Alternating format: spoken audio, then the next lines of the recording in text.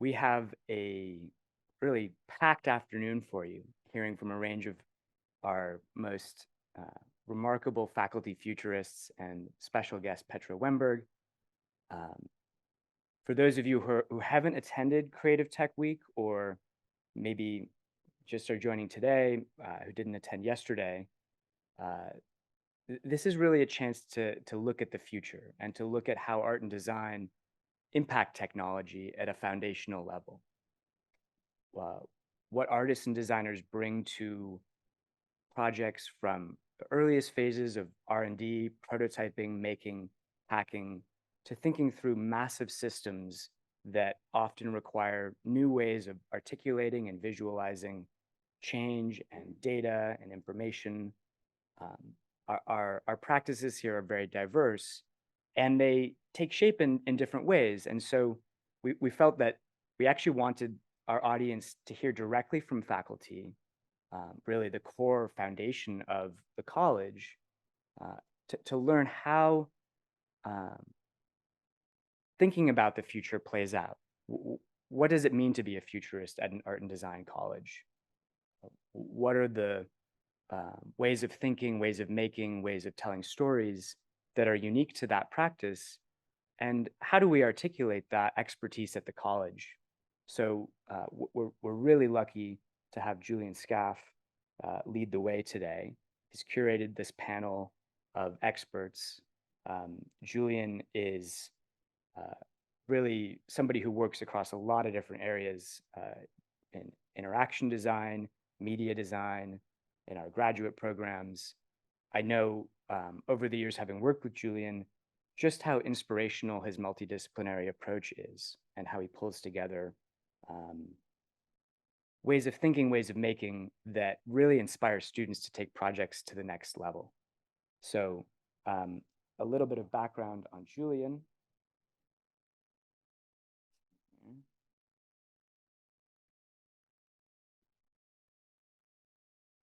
Of course, you do this part.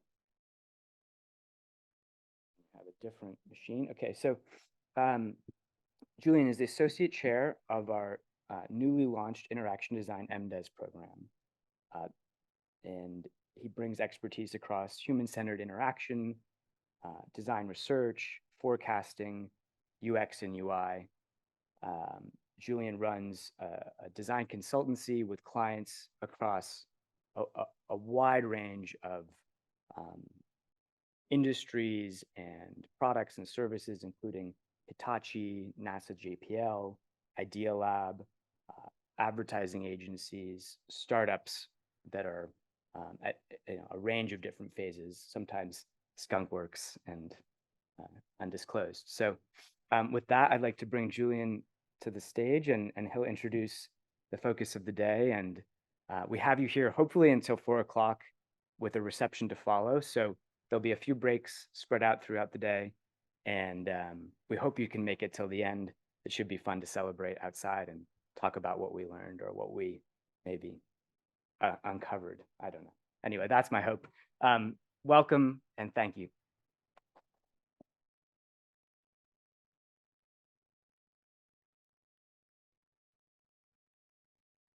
Thank you, Robbie. I want to thank Christine Brown and also your whole team for organizing all of this. Has been an incredible event, and it's growing every year. And I think it's a really important part of the Art Center community and also the greater community in California and globally as well. The main impetus in wanting to pull together this panel today was I had an awareness that there were lots of faculty and students at Art Center in different departments doing various forms of futuring and futures design in different ways, but we weren't very well connected to each other, and I didn't know what my colleagues were up to all the time. And so I wanted to get us all together. And so partially that was a little bit selfish on my part. I just wanted to know who these amazing people are and what they're working on. But I also really wanted to share it with the community because I think it's really inspiring the work we do. Across all departments, really, our faculty and students are really actively engaging in a daily basis on trying to design better futures for all of humanity. And I think with all the speakers you see today, you're going to see just an incredible range of different methodologies and approaches to doing that. Let's see, is this working? No. Sorry about that.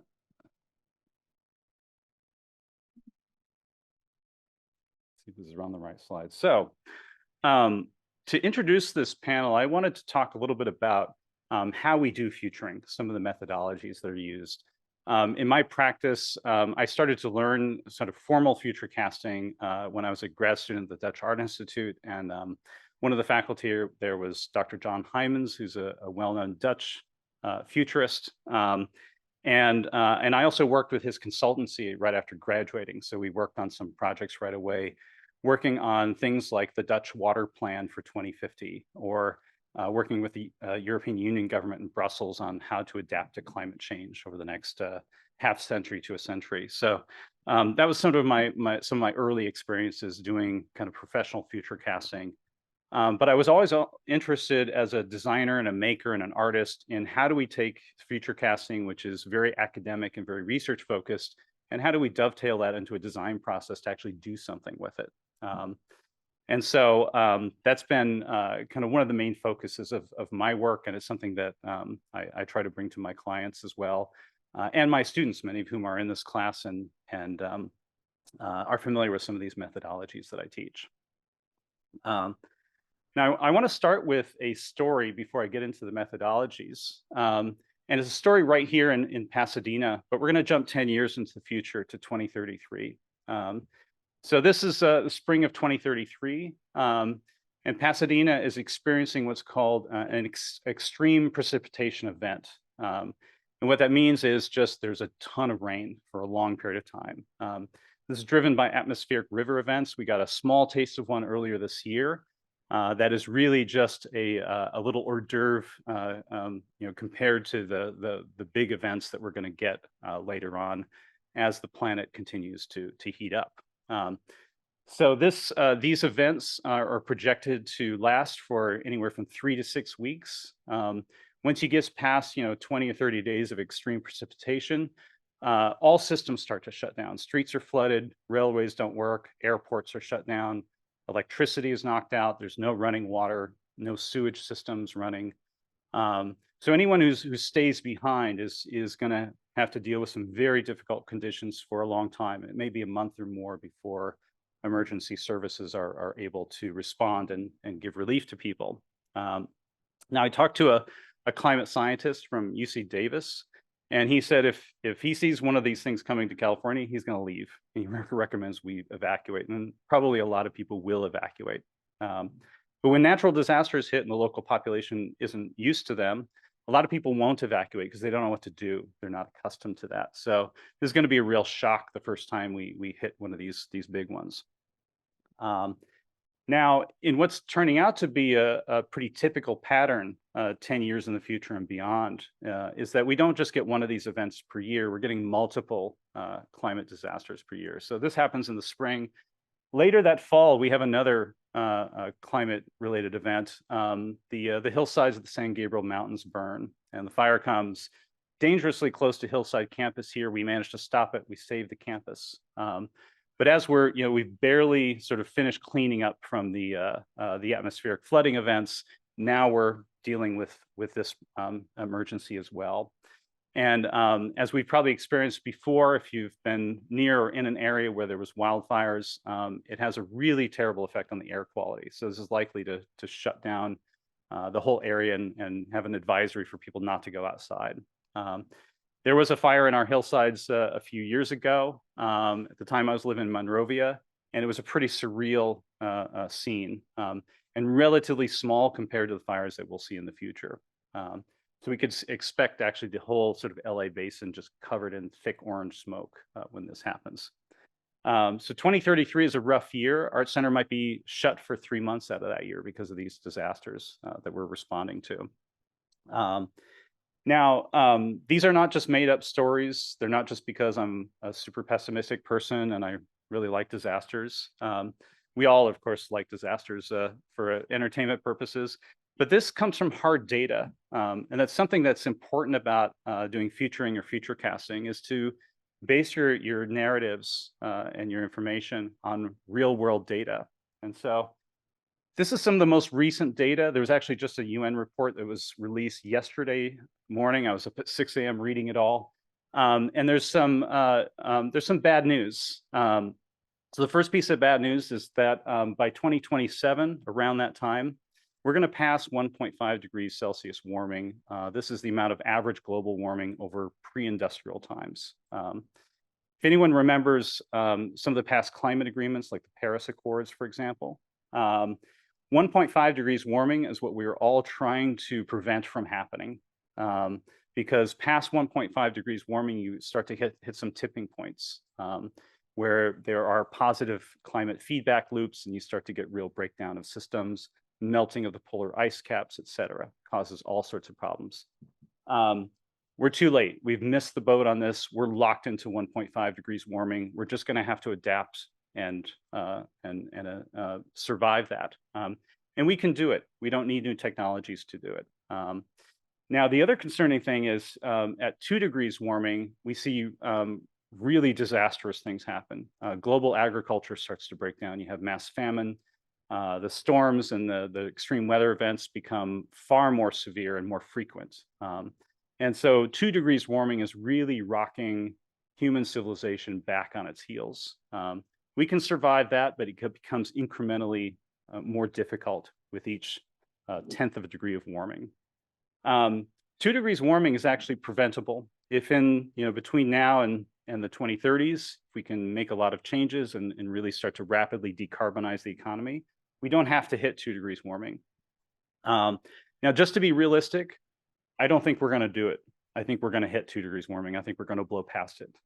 This is just based on the fact that all of the climate accords we've had so far have failed. We're still going in the wrong direction. We're still doing all the wrong things. And of course, there is progress being made, so it's not all a bad picture.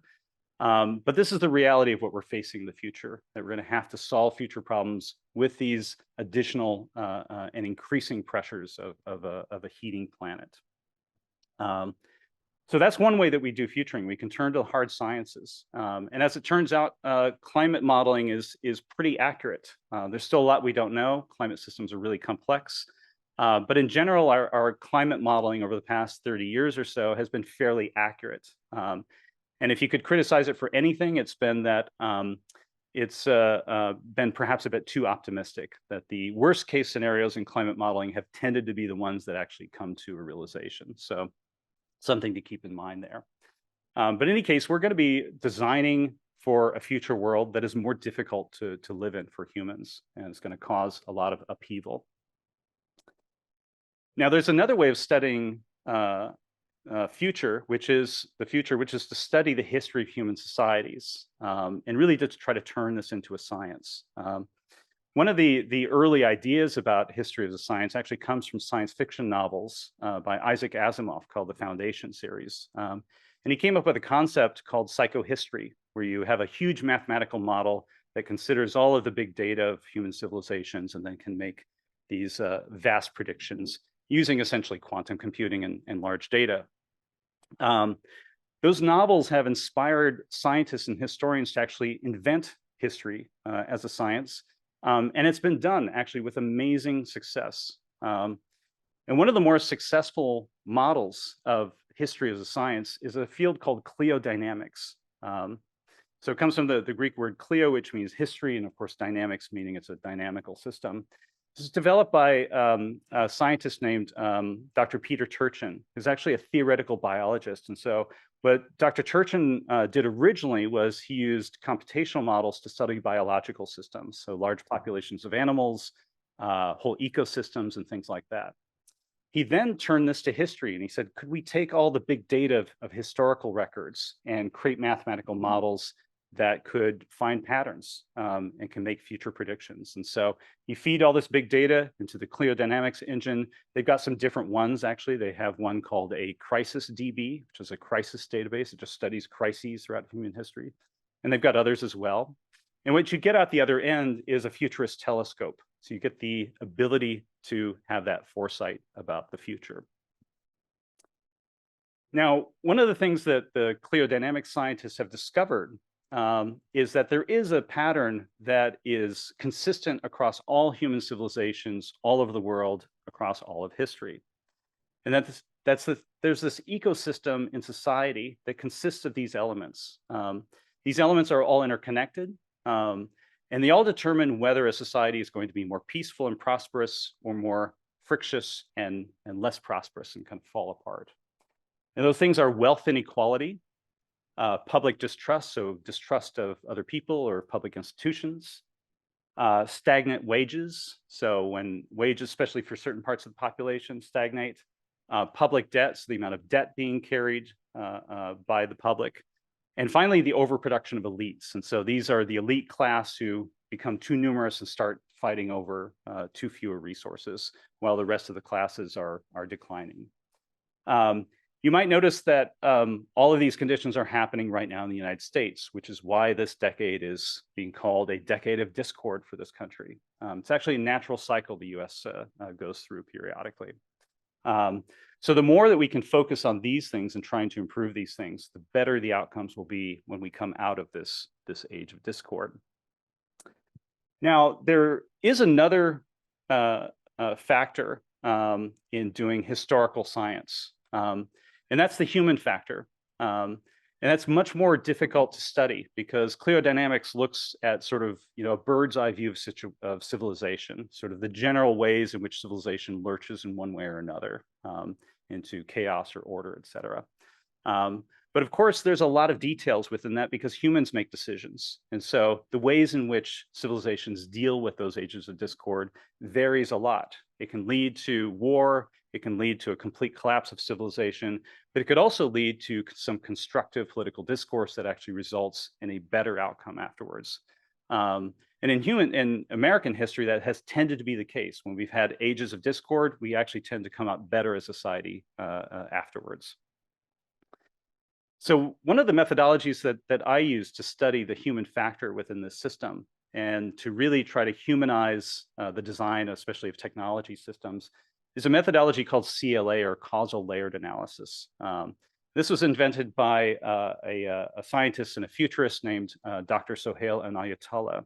And the way it works is you envision civilization or society as having these different layers. So at the top layer, what's called the litany layer, is the surface level layer. This is all the phenomena we see around us today. The phones we use, the gadgets, the technology, modes of transportation, types of businesses, entities of government, et cetera. Now, as you dig down into the deeper layers, you start to understand why the litany exists and why it exists in that form. So the second layer down is the systems layer. And these are all the systems that make the litany possible. And a lot of these are technological systems. And so to have smartphones, you also need to have high-speed cellular networks that can carry multimedia data. There are lots of other systems too. There are political and economic systems that will make certain companies or products more or less likely to occur. The third level down is the discourse layer, and this is a really interesting layer because this is how all of this stuff is portrayed in the public discourse, in books, in media, films, popular music, etc. And so here you see traces of essentially like the human anxieties that we have about our relationship with technology, our sense of what it means to be human, our place in society, etc. The deepest level down is called the mythos layer. And this is our core mythology. This is our sort of core beliefs or assumptions about the world, about the way things should work, about society in general. And this is where long-term change is really driven. And so, if you want to look at how technology is going to change in the future, looking at how the mythos changes over time is going to be a really good predictor of the types of technology, the types of systems we're going to use in the future, and also the ones that we'll choose not to use. So I'll give a personal example of this. When I was a teenager in the 1980s, I was fixated on getting my driver's license. It was incredibly important to me. And it was a symbol of freedom for me. So getting my driver's license meant I could borrow my mother's car and I could drive to the next town over and get In-N-Out Burger. That was kind of the practical, result of getting that. So I had it all planned out. On the morning of my 16th birthday, my mother drove me to the DMV office, and I took the driving test, and I failed it. And so my mother drove me to a different DMV, and I took another test, and I passed it that time, and I got my driver's license. It was a big achievement. And of course, I immediately want to take the car and drive somewhere, go somewhere. Fast forward 30 years later, my son is a teenager. His 16th birthday is coming up, and he doesn't seem to care about his driver's license. He takes the driver's ed course. He doesn't really want to go get it on his birthday. He wants to do something else. And he eventually gets it when he's almost 17. And I asked him why he didn't care that much about his driver's license, because it was like the biggest thing for me about turning 16. And his response was, he said, well, me and my friends have been using rideshare apps since we were 12. So it's no big deal. And for him, actually being able to drive a car was a pain. You had to pay for gas, you had to park it somewhere. He and his friends could get into an Uber for fairly cheap and go down to Santa Monica, go shopping on 3rd Street Promenade. And they basically have a private chauffeur service. It's extremely cheap. And so for my son, his mythos had changed. No longer was the car the symbol of freedom, but the phone and the app were the symbols of freedom. So freedom actually fit in his pocket. And that's a process called dematerialization, where old technology gets replaced by fewer stuff, fewer resources, less use of energy, et cetera. Essentially gets digitized. So I'd witnessed firsthand over 30 years a core mythos in American culture changing between myself and my son's generations. So it's these kinds of things I'm really interested in, what are driving long-term change. Now, we tend to have a conception about the future, that the future is this linear line. We have this sort of period of now that we're standing in, and at some point in the future, we'll reach that destination. And there's one future we're headed towards. And the job of futurists maybe is to try to predict what is that one future. And this is very misleading, because there's not one future, actually. There's a lot of agency that everyone in this room has over how the future is shaped, as well as everyone on the planet. So it's actually useful to think about the future more from the perspective of a theoretical physicist, and specifically the physicists who study multiverse theory. And so I really like to think about the future as a multiverse of many possible futures. And certainly you can calculate our current trajectory. Our current trajectory, by the way, is not very good. We probably want to pivot pretty soon. But we can also classify different futures in terms of their probability. There are certain futures that are possible, plausible, very unlikely, could still happen if there's a huge disruption. And then, of course, there are preferred futures. And so what does that mean? And I've found that, especially working across different cultures and trying to figure out what is a preferred culture that we can all agree on, usually has to do with a couple of factors that relate back to cliodynamics, actually. And so one of those factors is equity, how much social equity there is. The less social equity there is, the more friction there is in society. The more social equity, the more harmony there is in society. And the other is sustainability, and this is becoming more and more important with the climate crisis. And so we obviously want a future that's more sustainable. A future that's as sustainable today or less so is leading to disaster. And we don't want to do that. Now, I want to go back to the future again, 10 years in the future, 2033. So there's another historian who studies specifically the patterns in American history. And there's some really interesting patterns, and each country is different, each culture is different, but American history has this unique pattern where we go through these cycles that have these arcs to them. And one of those cycles is called the institutional cycle. And this cycle lasts about 80 years, and it repeats itself. And the institutional cycle really has to do with the relationship of government to the American public and what that relationship is, and specifically how much government intervention there is. Another cycle is the socioeconomic cycle. This is a shorter one. It only lasts 50 years. This has to do with the functioning of the economy, and it's also tied very much to social equity as well. So one of the things that George Freeman talks about is that in the late 2020s, both the institutional cycles and the socioeconomic cycles are coming to an end at the same time. It's the first time in US history that's happening. And so we're experiencing what's historically predicted to be a pretty expected a period of discord this decade. But the coinciding of the turnover of these two historical cycles means there's a lot more discord. So it's going to be rough. And there's another factor that George Freeman doesn't take into account, which is climate change. And so imagine we're going through a huge changeover in our institutions in the United States, a huge changeover in our economies. You know, which direction we go is not set in stone. That's up to people.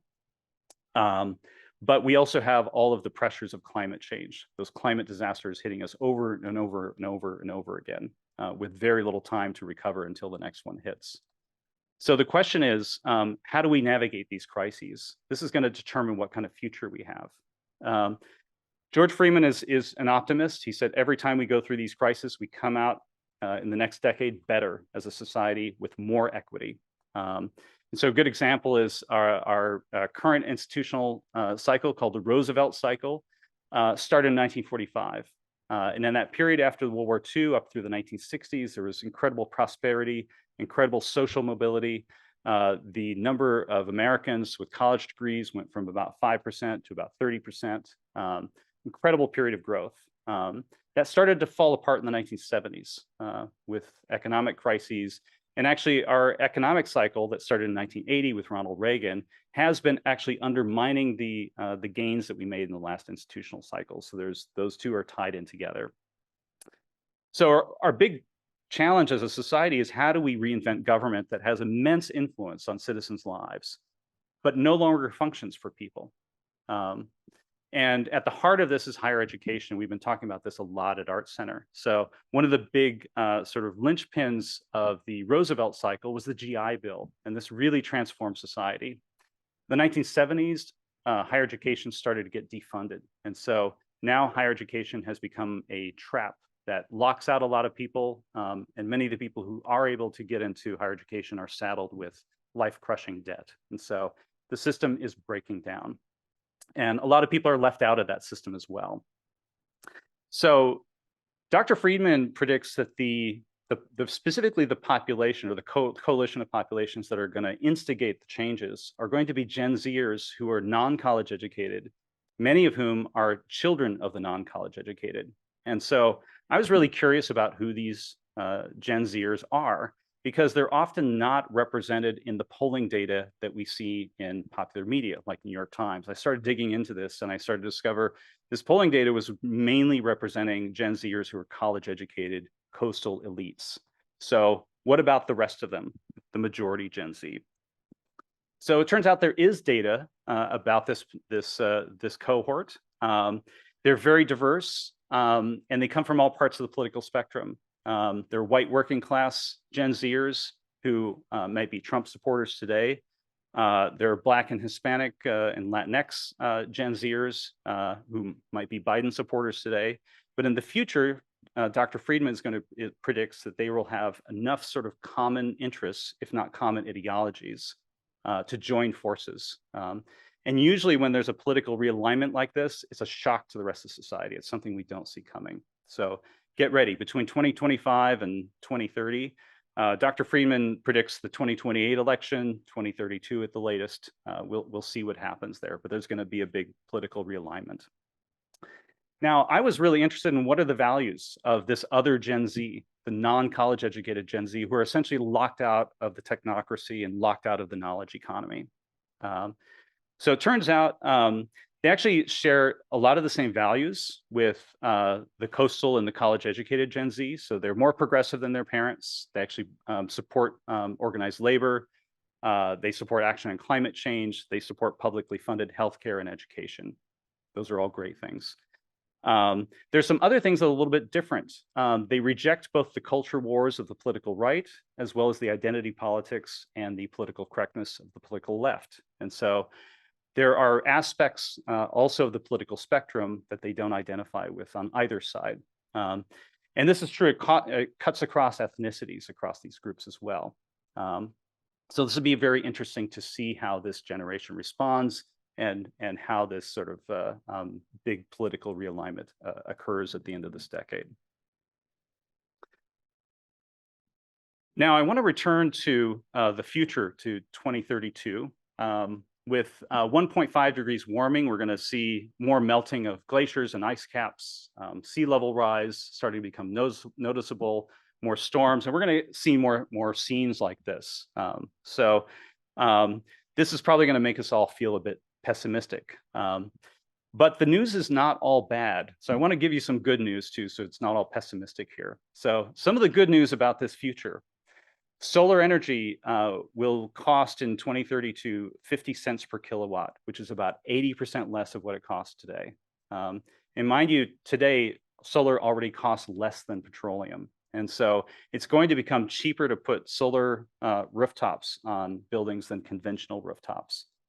That's going to help save us. And actually, all the technology that we need to solve the climate crisis we have today. We don't need any new technology to do it. It's going to be some amazing advancements in science and medicine. So we're on track, actually, for around 2030. Scientists will be able to genetically engineer yeast from scratch, actually build yeast from scratch. And that's really significant. Yeast has a small and very editable genome. And so you can actually genetically engineer it to do what's called biomanufacturing. So it can produce medicine, food, and other useful materials, building materials, and things like that. You can just grow from yeast. From that technology, they will have a genetic cure for type 2 diabetes. They'll have a genetic cure for certain types of cancer. And so a lot of these diseases that we're ravaged by today are going to start disappearing, as also we're dealing with crises like this at the same time. So let's remember, it's not all bad. It's a mixed bag, but we're going to have to become more resilient in dealing with these challenges and these crises, navigating, of course, the big political and socioeconomic upheaval in the United States, but at the same time, these technologies and great advancements coming online. When it comes to AI and quantum computing, AI as a service, as a cloud-based service, it's already getting started now. It's going to be the new outsourcing of the 2030s. And same thing with cloud-based quantum computing. So quantum computers will not be ready to sit on people's desktops yet, but as cloud-based services will essentially replace silicon-based supercomputers. So these cloud-based services are going to be available to businesses and whatnot. Now that industry has a big problem. They use too much energy, too much water. So actually AI and quantum computing as it stands today is not sustainable. We can't do it the same way we do it today. And that goes for almost everything we're doing. We have to reinvent everything we're doing, right? We're going to have to figure out how to use less resources, less energy, while not degrading our quality of life too much, and also uplifting the poorest billions of people in the world as the population is continuing to expand through the 2040s. Big challenges for sure, but I'm optimistic that we are up to the task. We have the intellect, the creativity, the drive, and the talent to do it. Now, one of my clients is Hitachi, and these are some examples, some of the work I've done with Hitachi. The designer as observer participant in the future, I actually got this from an essay by Ann Burdick, who's our provost. Hi, Ann. So, I love this concept of designer as observer participant in the future. And actually, Ann Burdick's a great example. Art Center faculty have been doing futuring for a long time here and then designing and inventing the future. So in my work with Hitachi, I work with their R&D division. I interview a lot of their scientists and engineers. We try to figure out, are there ways to take sort of fundamental research and turn that into future products? And it's a lot of fun because Hitachi as a company likes to look far in the future. So we're not afraid to do future casting 20, 50, or even 100 years into the future.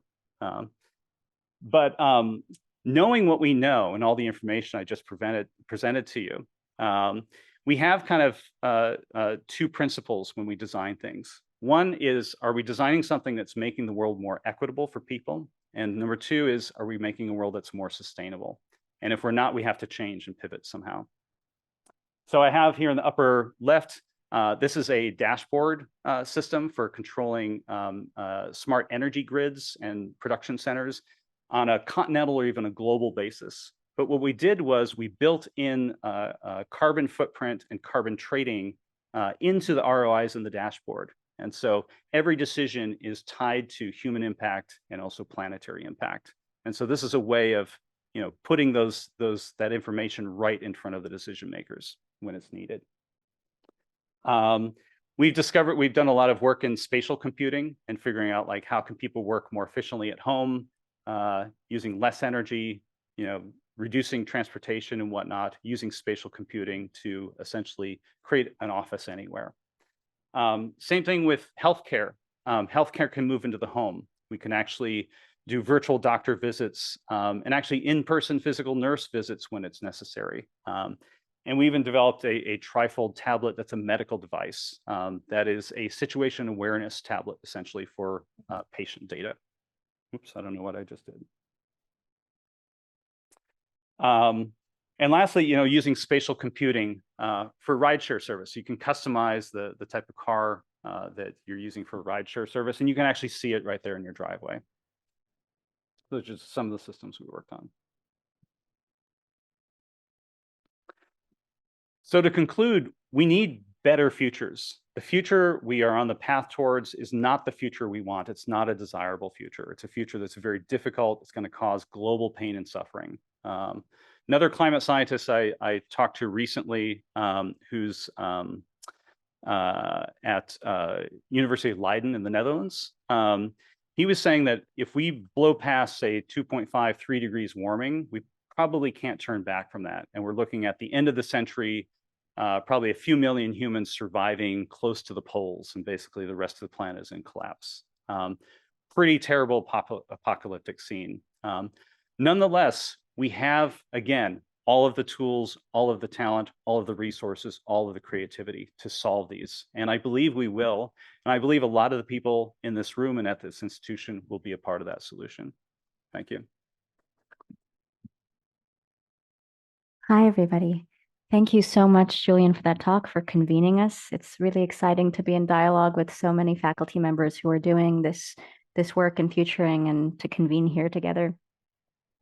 Before I launch into my talk, I want to note that I'm delivering that talk from the unceded ancestral territory of the Tongva peoples, and to acknowledge this site as a site of Indigenous pasts, presents, and futures. My name is Dr. Mashinka Hakopian. I am an associate professor of technology and social justice here at Art Center. I'm really excited to be talking to you about my practice today. And with that, I will launch right into my talk. So my talk today and my work more broadly build on two premises. First, that every algorithm, dataset, and predictive model relies on a particular vision of the past to encode a possible future. And second, that artists are uniquely poised to intervene in that process by designing speculative blueprints and alternative imaginaries of that future. So I take this from a number of different knowledge systems. From data feminism, the idea that data is a way to remake futures. From queer studies, the idea that the aesthetic field is a space to blueprint futures. And from decolonial studies, the idea that cultural and creative practices are ways of mapping pluriversal futurities. Today, I'm going to discuss 4 recent projects that present different iterations of future imaginaries. I'll offer a sense of the contours of the talk here. I'm going to open with a discussion of an augmented reality project from 2020, and then I'll discuss 2 curatorial projects. First, Sites of Fracture, a digital exhibition that I co-curated in 2021. And then What Models Make Worlds, an exhibition at the Ford Foundation Gallery that I co-curated this year in September. And finally, I'll close with a discussion of my artist book and lecture performance, The Institute for Other Intelligences. So I know that we've convened here today to discuss futuring, and I come to that topic from the positionality of an Armenian diasporan. My responses to futuring are deeply rooted in that positionality. So I want to open by acknowledging that in the last month, the Armenian populated Republic of Artsakh has been the site of an ongoing ethnic cleansing campaign. Over the last week, more than 100,000 indigenous Armenians were displaced from the lands that their ancestors lived on for millennia. And at the same time, algorithms and digital platforms deprioritized content addressing the situation, fueled both by disinformation campaigns and algorithms that deprivilege non-dominant languages.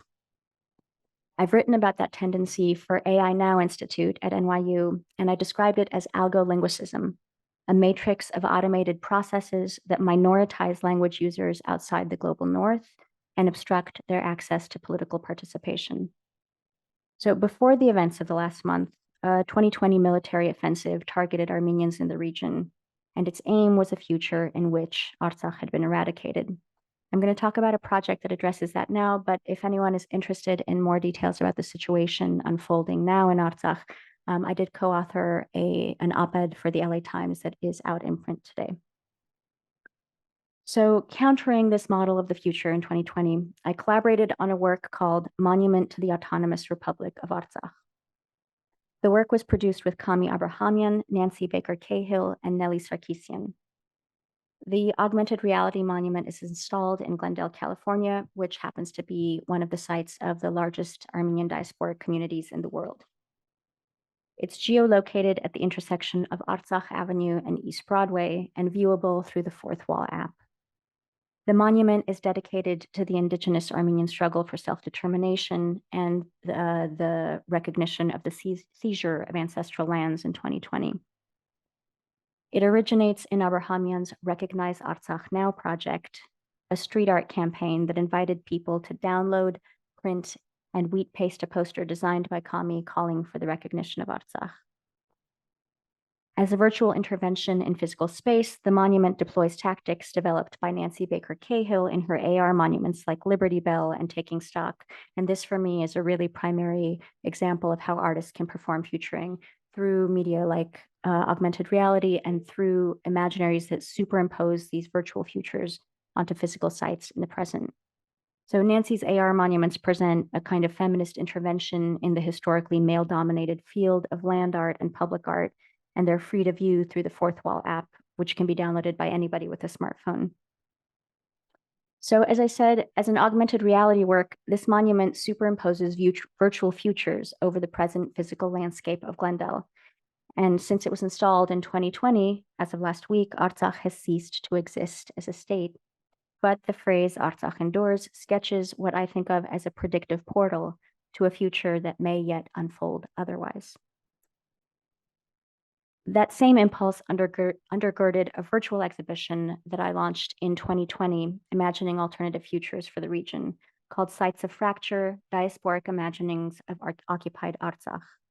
The show was co-curated with Anahid Oshagan and Ara Oshagan at Reflect Space Gallery in Glendale. And here I'm going to play a brief walkthrough of the exhibition. So this show was staged, as you can see, in a 360-degree virtual reconstruction of the occupied city of Shushi in Artsakh. And at one time, this city was known as Artsakh's cultural capital. Today, Armenians are no longer allowed to visit while it's under occupation, and the systematic erasure of the city's cultural heritage is underway. So the decision to locate the exhibition at this site was intended to imagine, as I said, an alternate future, one that's marked by repatriation and renewed cultural presence in ancestral lands, a virtual landscape that might serve as the blueprint for a different horizon of futurity. So both of these first two projects that I presented are obviously dealing with overwhelming geopolitical conditions that can feel virtually impossible to confront as a single practitioner or even a collective of practitioners. And the technologies that we used to address those conditions offer us a way to speak back to geopolitical realities that otherwise feel impossible to intervene in. So with that, I'm going to pivot to another curatorial project, one that's also deeply rooted in alternative future imaginaries, but focused as much of my work is on AI. on AI. So in 2020, I co-curated the show Encoding Futures, Critical Imaginaries of AI with Meldia Yesayan. The exhibition was held at OxyArts, which is the cultural platform and gallery space of Occidental College. The show considered how artificial intelligence structures the socio-technical terrain of our present and how the human agents who train it shape political imaginaries of what is yet to come. We were invited to restage the show at the Ford Foundation Gallery in New York in dialogue with its director, Lisa Kim. So the second iteration opened this September, and it's up until December for anyone who might be visiting New York. This second iteration was presented under the title, What Models Make Worlds? Critical Imaginaries of AI. In computer science, as many of you may know, algorithmic models are used to forecast and visualize prospective futures. Beyond recent large language models like ChatGPT and image generators like DALL-E, modeling is also used in predictive policing, judicial risk assessment, automated hiring, and elsewhere. These models structure our present, projecting worlds marked by radically asymmetrical distributions of power. So, invoking the various meanings of modeling, the exhibition assembles the work of artists who map the limits of our current algorithmic imaginaries and move beyond them in acts of critical world building. And I'll offer just a brief sampling of some of the works from the show. This is called The Center for No Center by Andrew Demirjian and Dalia El-Sayed. They described it as, quote, a speculative reading room for alternative intelligences designed using cosmological geometries for seeing with the heart. It's meant to conjure an alternate timeline beyond our present, and it inhabits a space-time where the Enlightenment and European colonial projects never existed.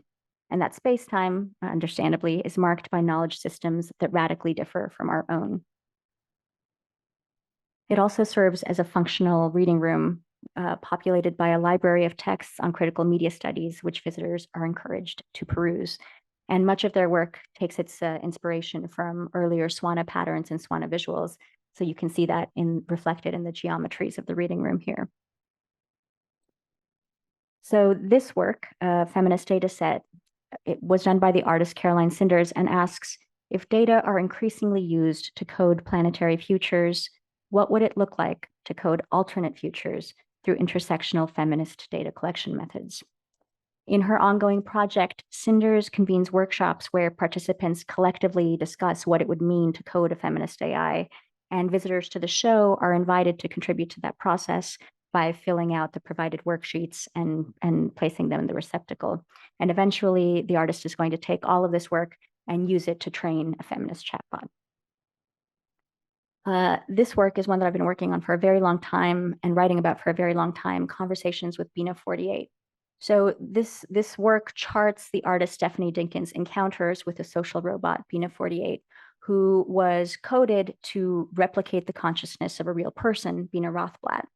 Stephanie Dinkins was very excited to meet this robot because she was the first representation of Blackness that she'd seen in robotic form. And she had planned to ask it questions like, who are your people? Do you know racism? So this is allegedly the smartest social robot ever built. In fact, it was the first robot to successfully complete an undergraduate college course in photography. So it can have conversations about Hegel and Heidegger and Descartes. However, shockingly, Stephanie Dinkins discovered that what it couldn't talk about was race or Blackness. So it can tell you about the Enlightenment, but when you ask it, what are your experiences of racism, it begins to immediately glitch. This work was the basis of a kind of response that Stephanie Dinkins produced, which is called Not the Only One, or N2.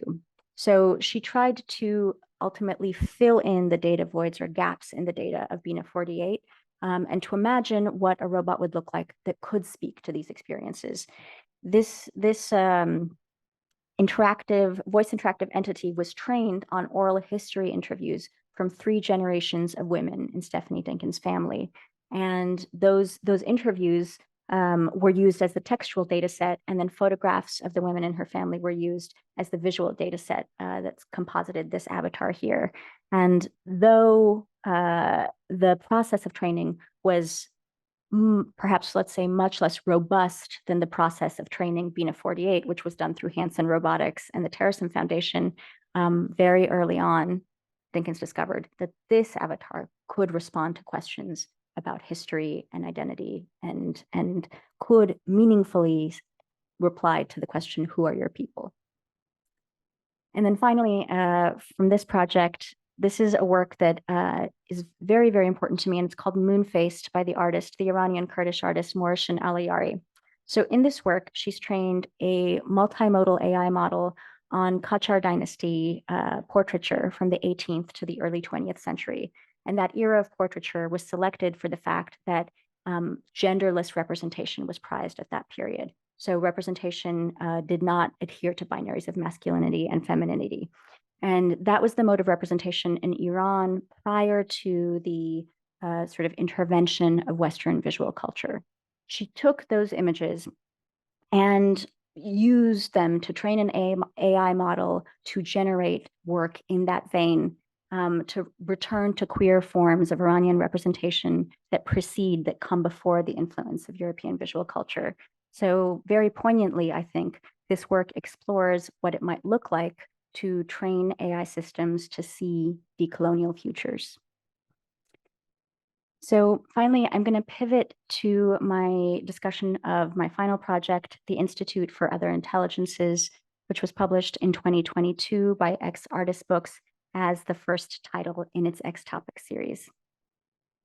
This project hinges on really a single question, which is, what would we want future intelligences to know in order to encode the world differently? The book was initially conceived as what I called a series of algorithmic bias training exercises.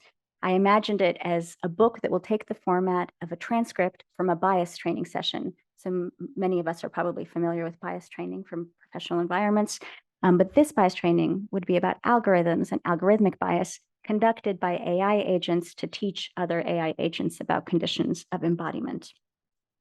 The project emerged from my research and my pedagogy. At the time that I was working on it, I was a visiting professor at Occidental doing work on algorithmic justice and aesthetics.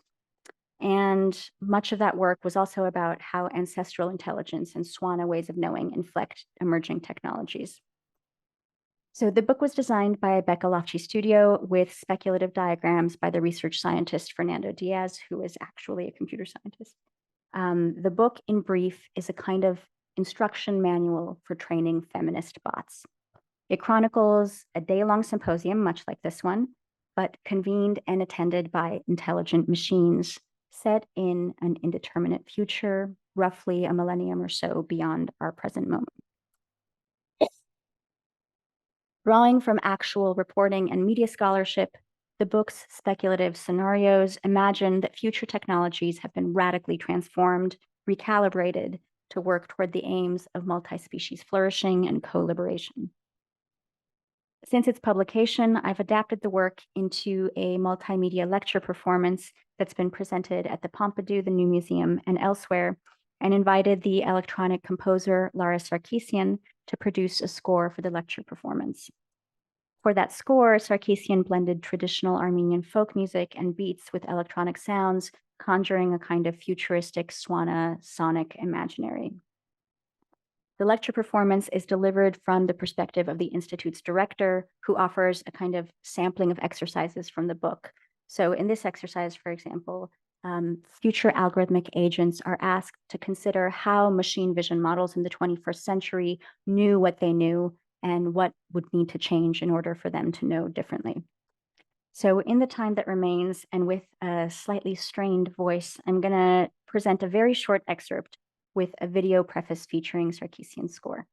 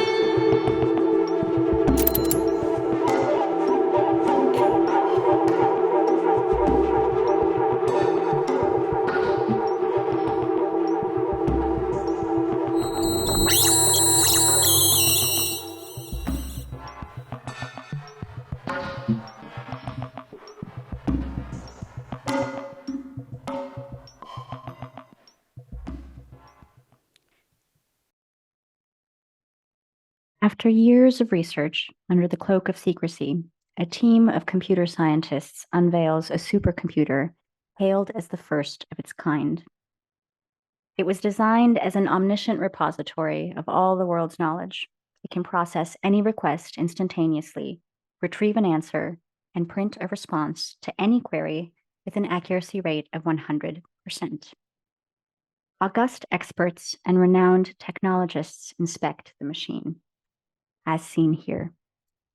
They all agree it represents the most complete extant measure of human knowledge. The saying develops that if something doesn't exist in the supercomputer's datasets, then strictly speaking, it cannot be said to exist at all. News of the curiosity spreads. People travel from distant locales to see the supercomputer and to ask it seemingly unanswerable questions. One day, an Armenian speaker visits. They examine the log of questions the machine has answered to date, and they are decidedly unimpressed. After considering possible queries, the Armenian speaker decides to ask the computer, "How are you?" In Armenian, "Inchkachka," what is there and what isn't there. The supercomputer interprets this idiomatic query literally as a request to transmit every data point it's been storing, everything it knows. It starts churning data and works around the clock for hours, then days, then weeks. After printing out endless reams of paper, the computer finally declares the task complete. It has retrieved what amounts to the entirety of all the world's knowledge. The Armenian speaker reviews the materials. They are once more dissatisfied. They pose another question. Elinchkachka. Idiomatically, the phrase is equivalent to "what else is new?" or in literal translation, "what else is there and what else isn't there?" When it receives this query, the computer, already overtaxed from its weeks-long exertions, glitches and immediately bursts into flames. So, what does this anecdote tell us? One, that there were no Armenian-speaking computer scientists on the research team. Two, that systems don't operate as they should when omissions and biases are embedded in their training data. Three, that these omissions are vulnerabilities that can be exploited to produce systems failures, or what Wendy Chun has called vulnerable systems with which we can live. And four, that we need to query thinking machines and to short circuit those that can't respond to the question, "What else is there?" This final lesson furnishes the founding questions of the Institute for Other Intelligence. What is there and what isn't there? And what else can there be? Thank you so much.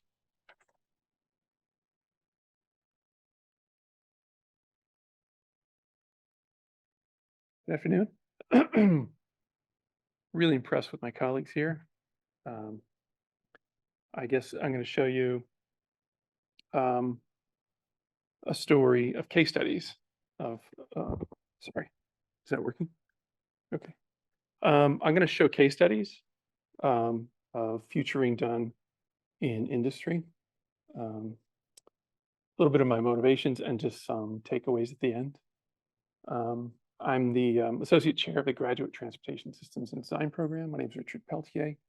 I've been teaching here for about 6 years. I'm a graduate from the school in the mid-90s. And yeah, so I hope this gives you a slightly different lens on futuring. Right, motivation, case studies, insights, and a few opportunities for Art Center. Why is this so important to me? And I think this is the point here is I really, in my whole life, just wanted to do things that were important to me. And that's been it's really decided my course, I think. And so this is a little bit personal, but I think it's important. I was 5 years old when I went shopping in that exact place in Baltimore. It's actually in Towson, but Baltimore. It's on the East Coast. Our family home was very similar to these homes on the right. And it's just, that was the world I knew. And then when I was 5, we went here to my mom's house. That's actually my mom's village of about 50 people in the mountains of northern Italy. No running hot water, no bathroom in the house. Yeah, it was just completely different world. And this is where we went shopping, you know. This is just beautiful. And you know, living in a place like this at 5 years old, coming from like, you know, Baltimore, it just really just blew my mind. And the way I talk about it is just, it was like time travel. You know, it was really a pre-industrial village. My family founded that village 500 years ago, and I'm the first generation born outside the village. And so, you know, people made their tools by hand. They just cut down a tree and made a ladder, you know.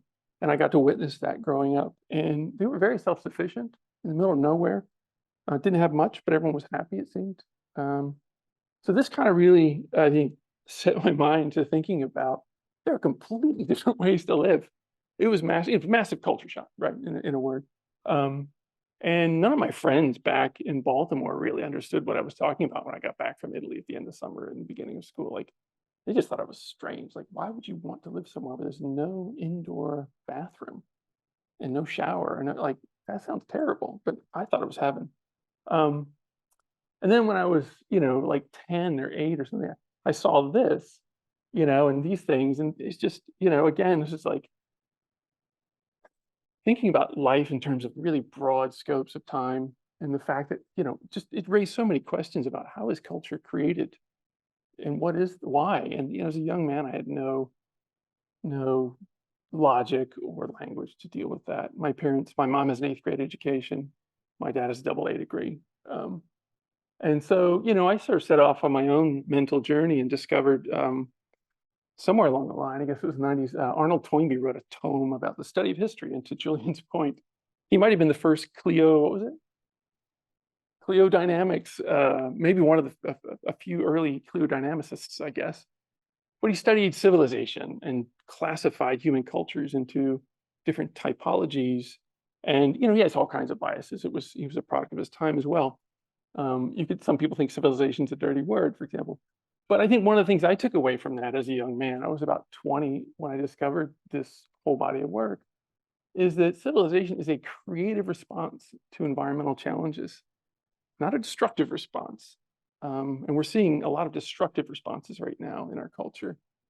And also it made me feel like, you know, my ability to draw and create things, which is about the only thing I was good at as a kid, which I inherited from my parents, really. It made me feel like there's a place for me in the world. He talked about the creative elites, the sort of 5% of culture that really decide how the rest of us live. And I was like, wow, you know, maybe there's a place for me in the world as a creative person. And this idea that culture needs creative designers, it's intentional. And that was hugely inspiring. I ended up at Art Center in the 90s, like I said, and I had a few inspirations. I read around a lot. Joy Mountford, who wrote some articles and books and things around, you know, how do you design behavior of digital things, basically. And I was looking at robots. I was like, I want to design robots, right? But, you know, I started as a transportation design student where you design the vehicle as a thing, as an object, but you're not designing the behavior of the vehicle. And I really wanted to do that, and our program didn't do that. And so I got into UX and UI here, discovered that, and she was one of my sort of, I guess, intellectual mentors in that journey. And I discovered that, you know, designing behavior is what you do in interaction design. And so it was really exciting to me. And then on this stage in this room, Brian Eno said, hey, there's this whole new thing called a genius. It's the future of sort of creative people. There's like the classical genius, who's the individual who creates this one thing, but the genius is someone who creates the conditions for genius to emerge. And it's usually teams, it's not an individual. And I thought, well, that sounds pretty interesting. Maybe I'll do that someday. But that really stuck with me. And then this guy, Steve Potter, he's a Caltech PhD, and he's the first person in the world to put living brain cells in the loop in a computer and it controlled things. And he pioneered that. So it's not artificial intelligence, he calls it natural intelligence. And he did that at Caltech right down the street. And He was a friend. I just lived in Pasadena, and we went on hiking, sort of hikes together, and we talked about complexity and artificial intelligence and natural intelligence, and he was just a huge inspiration. But he told me very clearly that, you know, natural minds are completely different than computer minds. They're not the same at all, and we shouldn't pretend that machines can think like we can at all. And so that was these folks really shaped me a lot as I was a student here. And I switched from the transportation program into the product design program and graduated as a product design student because we were doing a lot of these things and thinking this way in that program. Future casting, I'll call it future casting, forecasting, whatever. You can look it up, okay? This guy's got a great like 5-minute video. I'm not saying anything about Intel, but his video is interesting because literally in 5 minutes he says, here's how it works. And that's kind of what I've been doing in the industry, trying at least in various forms, which you'll see there's a variety of ways to do that. So I don't think I really invented this. This has been on the job training for me. It's to be a futurist and teamwork, frankly. It's not my individual genius that makes things happen. It's usually just an amazing team. So you can look that up if you want to just hit the shortcut. But it doesn't talk about actual case studies in that interview. He just talks about it in general. So I'm going to talk about automotive forecasting because I worked most of my life for car companies doing this kind of work. Most people don't know, but in automotive, you know, you spend 2 years just validating a technology before you can put it in a car. It has to be safe, reliable, work in all kinds of temperatures, et cetera. And then there's 3 to 5 years to actually put it in a car, to develop a car, okay? And that car is on the road for about 8 years. So if you're going to be a futurist in the car business, you got to be looking out 15 to 20 years. And very few car companies do this, but I've been fortunate to be part of those companies that paid me to do that work. Or hit an iceberg, which a lot of the car companies that don't do this, they seem to just run right into some things that are pretty obvious to some of the other car companies. This is a case study from 2000. As soon as I graduated, I went to Ford Motor Company and worked for this guy, Lawrence Van Acker, truly a visionary. And the model here, without getting into the content too much, is that he had vision. He studied vision setting and had case studies, and he kept a notebook. He stamped every page every day. Every sketch was like labeled to capture the IP. The guy's a genius. Speaks like 4 languages. If anyone knows him, he's just an incredible human. And we basically produced his vision as a team, and he hired me to do this piece basically. And he was mostly on the hardware side of it with a team of people. And you know, these are just some of the things we did in the day. You know, we did some future scenarios. These are done by Joe Baker. I don't know if you know Joe, but he works at GM now in advanced design. I did the sort of interaction concept here. We turned it into a lifestyle movie. You know, basically you're trying to describe, you know, user experience at a sculpture show. So, you know, Detroit Auto Show is just, it's all about the physical. And so this was kind of just some of the stuff, how we operated. This one is from BMW. I was invited to come to BMW and work in their advanced innovation team. And in 2004, I was asked to go to Munich. And for 2 years, they said, Richard, work with this team of cross-functional PhDs. We had some in artificial intelligence, some in sensing humans, some in actuation and voice control. And we could build anything drivable. You know, it was incredible. And we had lots of money. And they said, your job is to answer the question, how will BMW drivers drive the ultimate driving machine in 2020 plus when they can drive themselves, which is a fun question. And that was my project for 2 years. And this is part of the answer. Now, this has been published as a patent, so I can share this with you. This is not the design of an interior as well. It's just sort of the theoretical framing. But a couple things to mention is that this is sort of some geeky stuff that I love, okay? But in terms of futuring, the strategy here was not to say, we know the future. We knew that automation was coming, basically. And we knew our brand had a certain sort of ultimate driving machine, kind of control freak customer. But the approach is just to understand people in the future and how will people and technology work together? So this was what I did. I said, there's something called the Vienna Convention of 1967 that said, we're going to keep the driver in the loop when we automate cars. And I think the United States and Tesla and all those just ignore these things. But we said we have to respect that. So full automatic is represented by the robot, manual. And then I said, there's something called semi-automatic out here. I don't know what it is. I don't know, but let's figure this out. And this is new terrain. The idea is that driver could request action from the robot or confirm from the robot.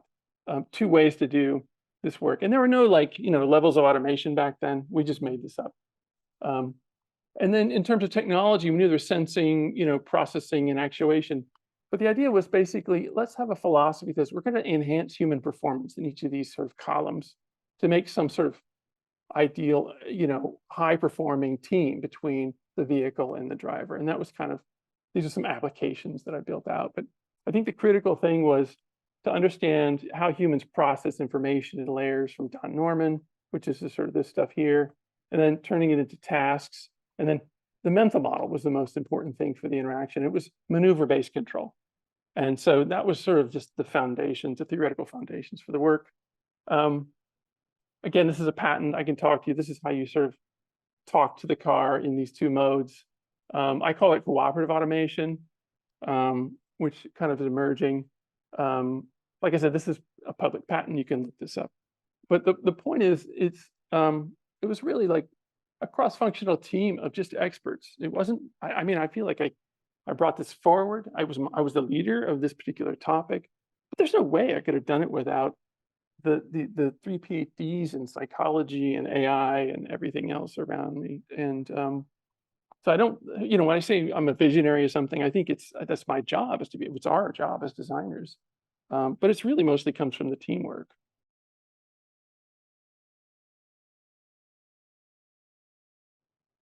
So in automotive future casting, I think they struggle to do it internally. We did it at Ford. BMW does it pretty systematically. I think they're a good case. It takes a long time. Just the research for ethnography is 4 months. Future casting is a couple months. Ideation can be a year, and prototyping. Validation, it's too risky. They can't do it. And I think it's best done as a constant stream. The work that I did at Ford was very much like a batch processing thing. We do this once every 5 or 10 years or something like that. But I think BMW has a very much like a constant stream of this kind of stuff going on all the time. I think it's the best I've seen in the industry. Now I'm going to get into mobility future casting, which is really like more of the government space. I've done some work there, and it's a different domain with different criteria, and it's done differently. So this is Abital Shavit. She's a senior manager at LA Metro. We did a project with them, sponsored here in our program, about the future of the bus. And the plan behind her goes out to 2070. They are futurists. They have to be. But I don't see much like ethnography and prototyping and design being done there. So it's interesting. It's a different culture. This is some stuff I did for BART. We did the Fleet of the Future there in 2010 from DesignWorks.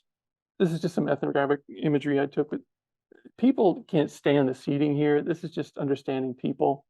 We're violating. These are basically bench seats, and you're trapped in there by a stranger every time you get on this thing. And there are nothing else but bench seats on the old trains. So the new train had to do something about it. It violates basic sort of human nature of proxemics. So this is just an example of some of the ethnography. We'll get a vision for the train based on sort of cultural themes. We did some public outreach to get people's input on what they liked, which one they wanted in the interior. I have very little time. I'm going to stop on this one and then just conclude. But I think the big deal here is I think 40,000 people got to actually look at these and give feedback in over, I think, 2 years of outreach. It was really more co-creation at BART. And so this won awards. It's considered one of the best experiences of light rail around. It's an ugly train in these pictures. The final train didn't look like anything like this. What's interesting about this case study is we created a visionary train and a video and took it to the people. And what BART needed was people to vote for a tax to pay for the train. They needed $3 billion. And so we were used, frankly, as a political tool. The actual final train, I didn't have a whole lot to do with it, or our team. So that's kind of interesting. Using design and future vision setting and co-creation and public outreach to get people to vote for something is interesting to me. This is stuff that I'm not going to talk about. I'm out of time.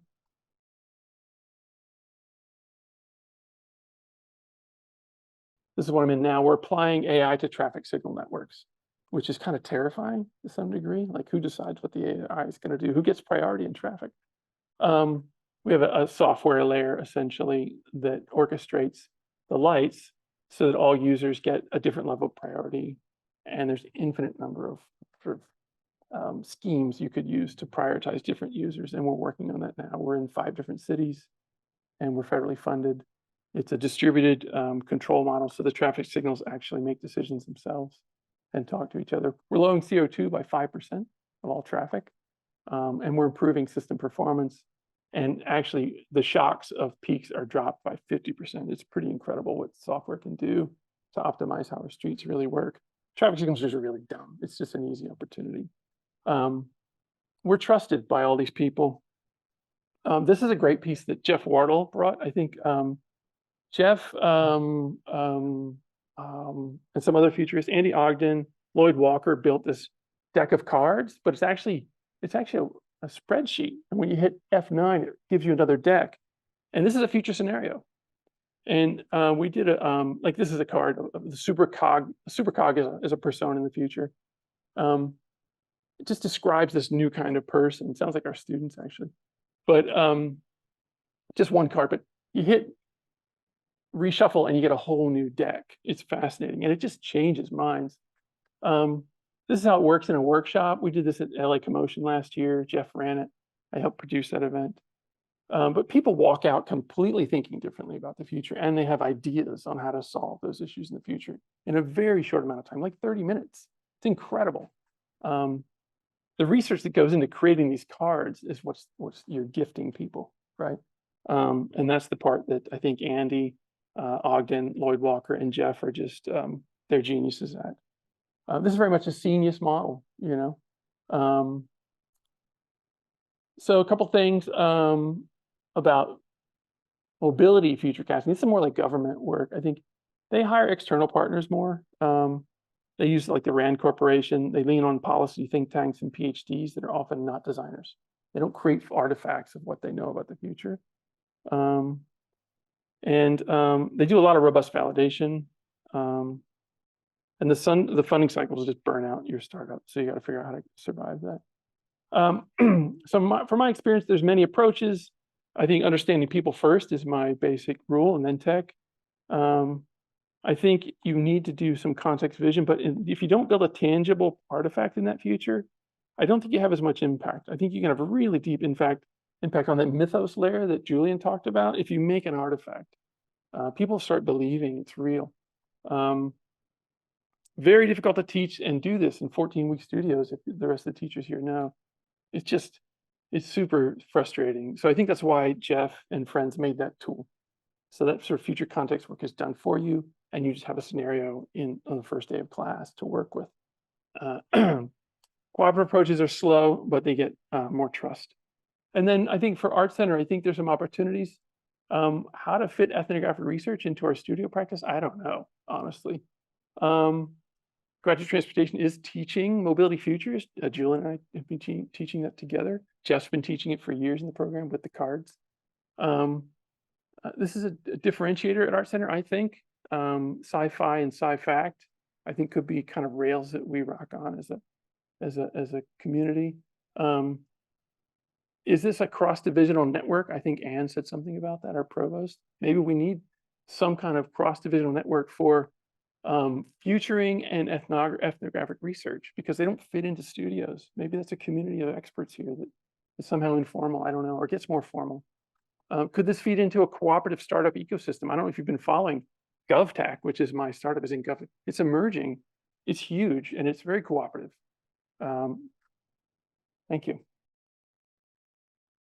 Hi, everyone. I'm Sean Donahue. I'm core faculty member in the Graduate Media Design Practices program. So I'm going to start off with the future is, or the future is. It's this moment between the kind of declarative nature of is and the undermining of credibility that the three dots after it create in this moment of becoming, but maybe not there yet. And so I'm going to use this kind of back and forth as a way to frame a couple projects that look at this through a particular lens to offer to our discussion today. So a little bit about my background. I'm trained in a very traditional Bauhausian nature of design, using a constructivist imaging vocabulary as the way to see and understand the world. That means color, rhythm, texture, contrast, shape. The principles and elements of design are how I bring things into being and what I offer the world. It's also how I see the world. And my practice is very much about where do I direct those in my work? And so instead of maybe following a traditional expression of those, how do I instead look at issues of access, power, who has it, who doesn't? What are different terms by which we can engage in it? An agency, where is it given? Where is it withheld? Who holds it and how? And so my work is very much about that. And so the lens I'm going to bring to what the future is very much framed about pointing that at the future. And so because that's my world, first thing I come to is, what does the future look like? Literally. And so spending some time looking at industrial futures, specifically looking at the top 50, 100 of the Fortune 500. And if you don't know what the Fortune 500 is, it's a ranking by Fortune magazine of US companies. There's also a global Fortune 500 as well, that post the most revenue and generate the most revenue. And it vacillates between the same 10 or 20 people. And all of you, the thing about it is that it encompasses more of our daily lives than any other products or companies in the world. And that ranges from insurance to the iPhone you have to CVS and how we care and support our lives. And all of them in some way produce a vision of the future. And as a designer and as an agent in the world, they're telling us what the future looks like. And so for me, there's some very simple questions when I come back to the future is. And there's a very easy reply to that when we look at those. It's blue. So when we average a color temperature of each one of those, it results in some very simple color profiles. Now, I'm a designer, and so that's really interesting to me, but that might not be relevant to the rest of the world, but there is something in that, right? The color temperature is blue. Well, a lot of these companies make products that leverage a color temperature, actually. And so even though it may seem trivial, it is something. Blue is a particular color. But there's some other simple questions to ask around this in these industry visions of what the future is. And these are not prognostications that are used internally to decide the next 10 or 15 years. These are small movies that are shared with the world and with leverage to gain access to markets and economies. And so there's some very other stuff. Where is the future? Well, here's some wheres in the spirit of mise-en-scène, and every frame is composed of elements that matter and create that, taking apart and looking at each of these elements. So suburban coastal California, penthouse apartments, meetings in cars, travel, very beautiful travel. That's not the airport I get access to. These are very particular places that the future is holding. These are also not a lot of other places in the world. And so thinking about not as a designer, just what I put in the world, but how do we hold design accountable to these visions? They included very sophisticated makers to produce them. So it's not just holding the company accountable, but those of us that participate in these endeavors. And what's the kind of conversations we want to have moving forward? And what's the kind of conversation I want to contribute? So asking these questions is part of that for me. Who is in the future? Well, if we think about just isolating some of the people in that place, there's a particular profile. And if we think of the Bechdel-Wallace test, and it fails all of them simply, but if we do isolate just in a few of the slides of slices of these films, there is a profile. It is a typical age, a typical gender, and a typical race. That's part of that. And there's a logic for that for them as producers in the world. What is in the future? A lot of domestic spaces, a lot of domestic objects, very beautiful, lovely homes, a lot of open spaces with lots of beautiful furniture. These are objects that can be identified and situated in the world. So we can ask the question, what do these things cost? We can itemize the design within reach table that's in the prior photo.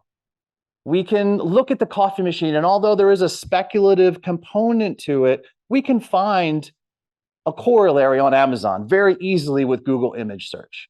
And so we did that. And it came to, you need an income about $250,000 to afford to be in that future. That's an income that excludes a lot of other incomes. Most of them, in fact. And because of the IRS, we can also say in this country, who can afford that income? They give us some very clear categories of who consistently makes that kind of income. And it falls within these general 4 categories: engineers, programmers, doctors, lawyers, and general finance. So not only do we know who's in the future, where the future is, what color it is, what color it isn't, we also know how much it costs and who can afford it, which is most of everybody else that we don't know. And so this idea of where we situate our work as designers is, for me, not just about what I put in to intervene, and I'll talk a little bit more about that, but how is the future happening now? And how is that being constructed? So back to this question, the future is? The future is, it is.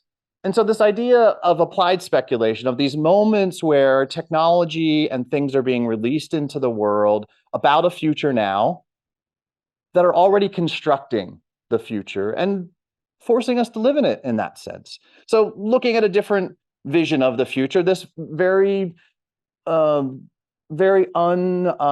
imposing vehicle, autonomous vehicle, still called Google at the time, but transitioned to Waymo, as another area to think about what is the future? The future is. But there's lots of different speculative visions of this, right? What could this look like? What are the models that we can produce about that? Many of us in our community may have even worked on each of these pieces. But there's an applied component to this too. They're testing vehicles in neighborhoods, in places in the world. And so along with Marcus Chan, another faculty member, we followed those vehicles. We went to visit those vehicles as they're driving around and mapped their routes. What streets do they go on? How long are they out? And this is important for a couple different reasons, because GIS gives us some data from those streets. That data tells us what class of street that falls into and what class of street it doesn't fall into. So we can map into other cities, what are streets and places where this is not being trained to exist in a future? What neighborhoods are being excluded from that data collection to participate? And that looks a lot like the suburbs and the economics of the visions of the future we saw in the Fortune 500. GIS also allows us to map this to census data, so we know what are the incomes in those neighborhoods and on those streets that autonomous mobility is being trained on? Where are they and where do they not fit relative to that? And so as makers, how do we understand what's out there, what it's doing, and to whom, and then leverage that as a way to have a different kind of conversation around what is the future and what could that be? So back to this question of the future is. It is happening now, and we are in the middle of it. Thank you. Hi, everybody. My name is Petra, and I am the problem. This is me at Art Center.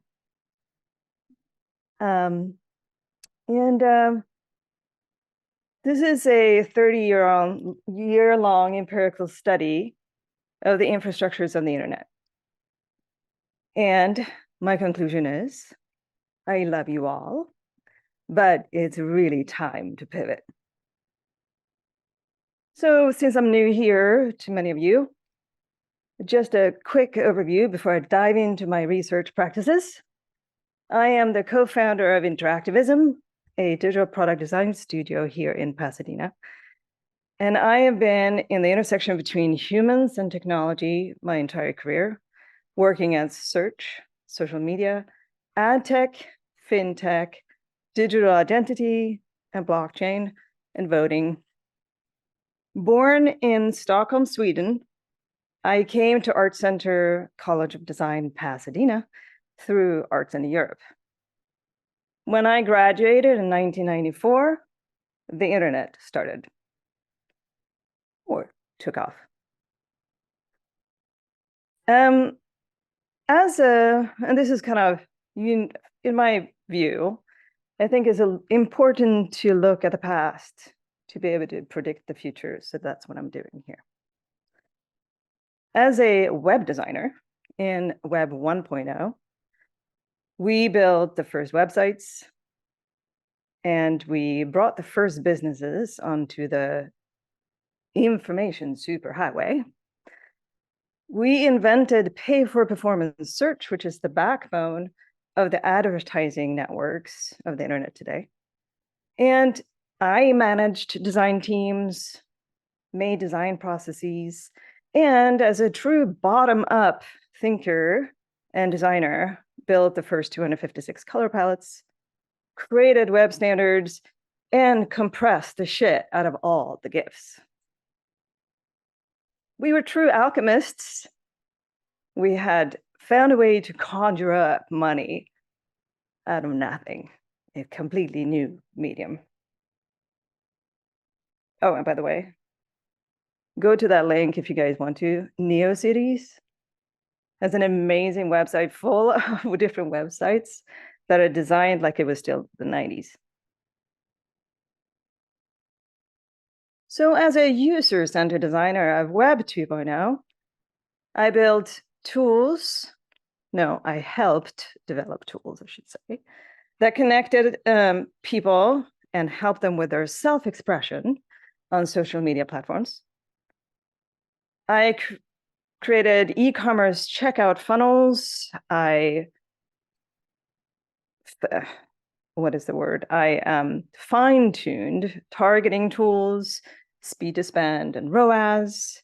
I maximized engagement, retention, and conversions. I created, as a bottom-up designer thinker, created pattern libraries, UI standards, and I managed more teams. Companies exited for billions of dollars, and we felt like we had really arrived. And then as a user-centered designers in Web 3.0, helped launch a new layer 1 blockchain. I even wrote the ASCII message in the kernel block saying, love, Petra. And I helped more user access a decentralized governance space of this decentralized Web 3.3. And I worked on secure and intimidation-safe voting. In this democratic redistribution in this space of democratic rule and redistribution of power and assets, both the most right-wing liberals and the left burners really had the same heart-on. And although it has such great potentials, there's still in this space a kind of an ailment that is, there's a kind of there's still people really poised with greed. But it did give me, and I think many others, kind of an understanding that we can design and organize things differently. So obviously, all of this I have not done alone. The best innovation companies that I worked with, they hire talented people, not only with deep expertise in what they do, but also people that are awake and healthy enough to have open and true, honest collaborations. The other is people or the innovation companies focus on creating these synergistic cross-functional collaborations. You know, agile small teams where people feel safe, have clear goals, have clear roles, expectation, open, authentic communication, and supported by early problem resolution. The next thing is that these teams are focused, hyper-focused on understanding the user. And the companies, when they realize that they have not met the user's expectation, they either pivot or they die. When the pandemic hit, in the midst of all this, I did a lot of self-care. Like everybody else, I baked sourdough, I brewed kombucha, and I gardened like everybody else. Then I also did a lot of self-reflection. I healed some deep-seated wounds that have been around since my teens. That's her in the middle. I also educated myself. I not only did I educate myself on how to be a good collaborator by getting certified in Scrum, I also learned about quantum physics, the global financial systems, and got several degrees in holistic health. And I also got a chance to kind of evaluate where we're going as a global society and what my role has been in where we are. So, looking around, we are seeing unprecedented, rapid technological advancements, the convergence of digital, AI, biological, and physical technologies. We're seeing transformations of economy, society, and human behavior. We're seeing that the economic systems that we helped build so effectively are not benefiting all individuals. We're also seeing an epidemic of loneliness. And all of this together is really a threat to social cohesion and stability at large. With artificial intelligence, this problem will only worsen exponentially.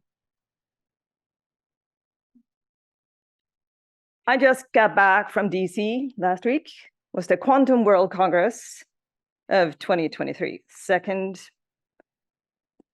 big conference. The first one was last year. I spent 3 days with 700 experts from 18 countries, from government, academia, and industry. And my goal was to go there to see where this industry was going, to really try as a design studio, kind of really anticipate where this next wave was going to go. And what I learned was it's extremely early in this kind of dawn of this new, really powerful technology. And kind of two messages, hey, we need to kind of control the hype. This is not going to be applicable to all industries or in all use cases, but it is really exciting because of its potential for this omnipotent potential. So there's some use cases here that were displayed and talked about in the conference. So complex data modeling in finance, traffic planning, in weather, and in climate predictions.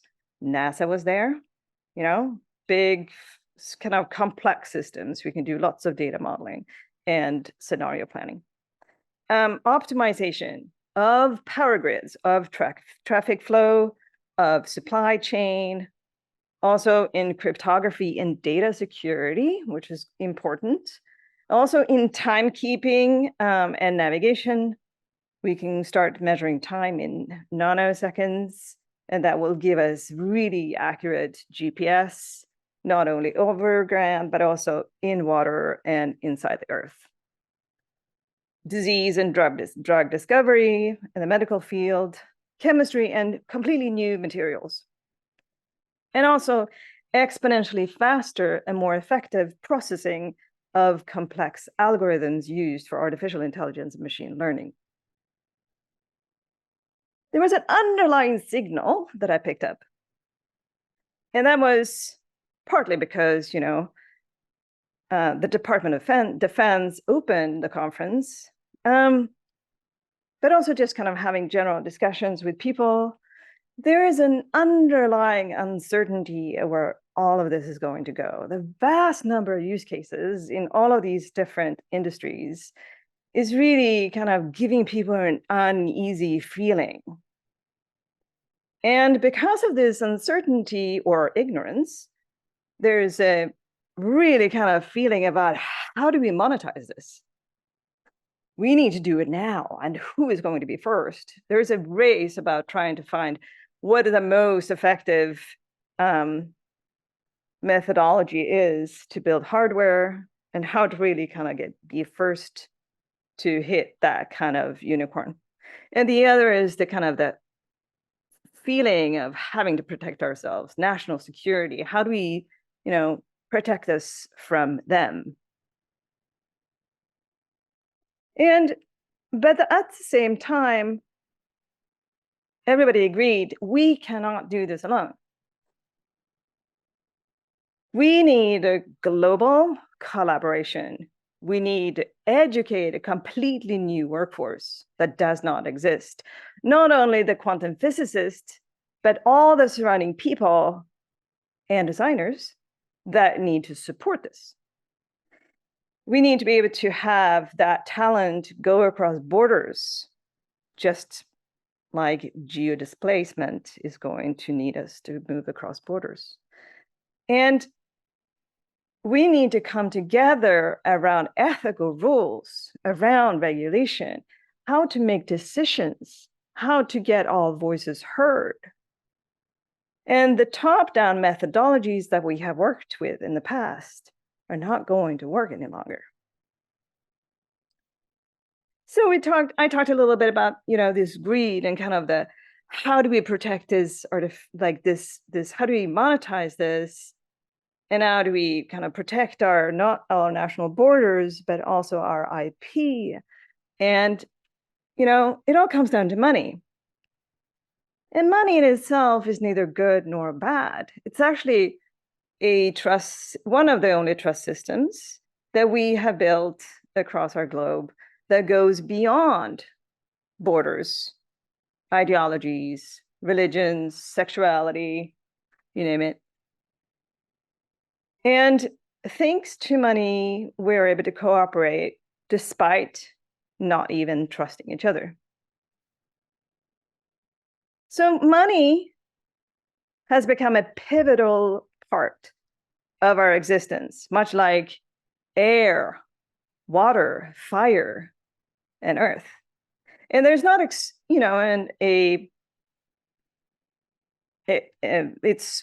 clear when you look at the token for Ethereum is named Ether, that there is money as an expression of our kind of mental construct that we have conjured up from nothing. So without replenishing these systems that we know, we're now looking at kind of how we are depleting all our ecosystems. And so we need to think about how we replenish the internet, because internet is the ring. I mean, infrastructure that connects them all. So if we think about the internet as the commons is land that we share, or natural resources that we share, fisheries, forestries, grazing grounds, and so forth. And Elinor Ostrom was the first woman that won the Nobel Prize in Economics in 2009.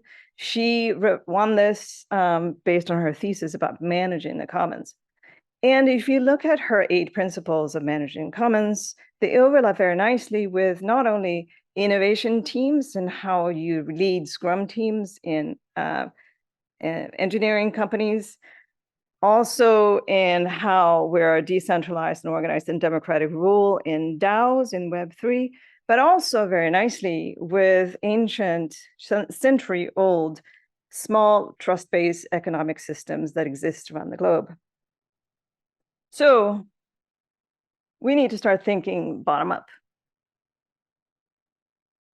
So if we start with the kernel, we start with our human needs, we need to look at ourselves as the first kind of seed for that. We need to become whole. We need to become awake and present enough to be open and see things clearly. And then we need to focus on things that protect ourselves and look at solving some of our basic human objectives, like ownership of data, contextual control of that data in different scenarios and contexts. We look at global identities for cross-border talent sharing and geo-displacement. And we need to become human-centered designer. We need to think more like activists. And then from there, we need to look at collaborations. We need to move from me to we. We need to look at how to form cross-functional collaborations. Think of how we work. Create more co-ops. Think of revenue sharing models. Think of how to move to more democratic governance. Think of how we can move from the Web3, whoever has more tokens will have more voting power, back to the human-to-human, one person, one vote. And then we need to educate ourselves. We need to learn, absorb, and adapt in a space that is going to change exponentially, that is just going to become more and more uncertain, more and more in discord. We need to think broadly, educate ourselves on finance, democratic governance, health, well-being, emotional intelligence, conflict resolution, but also art, physics, math, philosophy, technology, and even spirituality. We need to share our experience freely. We need a human-centered internet.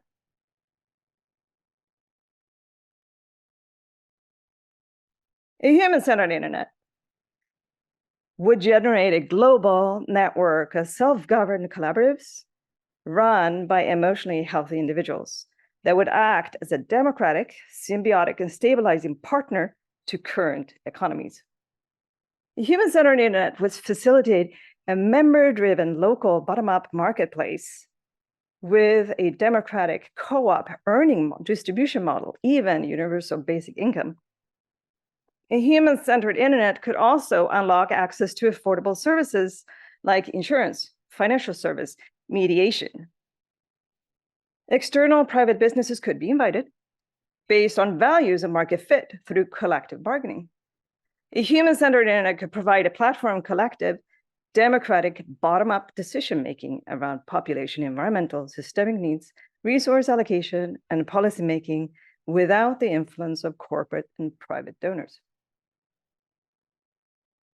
If we do nothing, we will see increased fear-based behavior, distrust in institutions and democracy, large chasms between haves and have-nots, inability to handle disruptive change and population migration, lack of capital to handle panic in the global markets.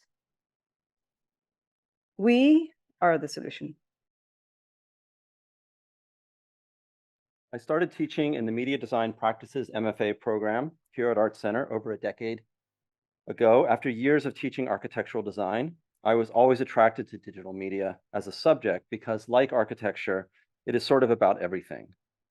The program had just set up in a cavernous space once used to simulate the aerodynamic conditions of supersonic flight, an engineered hallucination of a possible reality at another scale.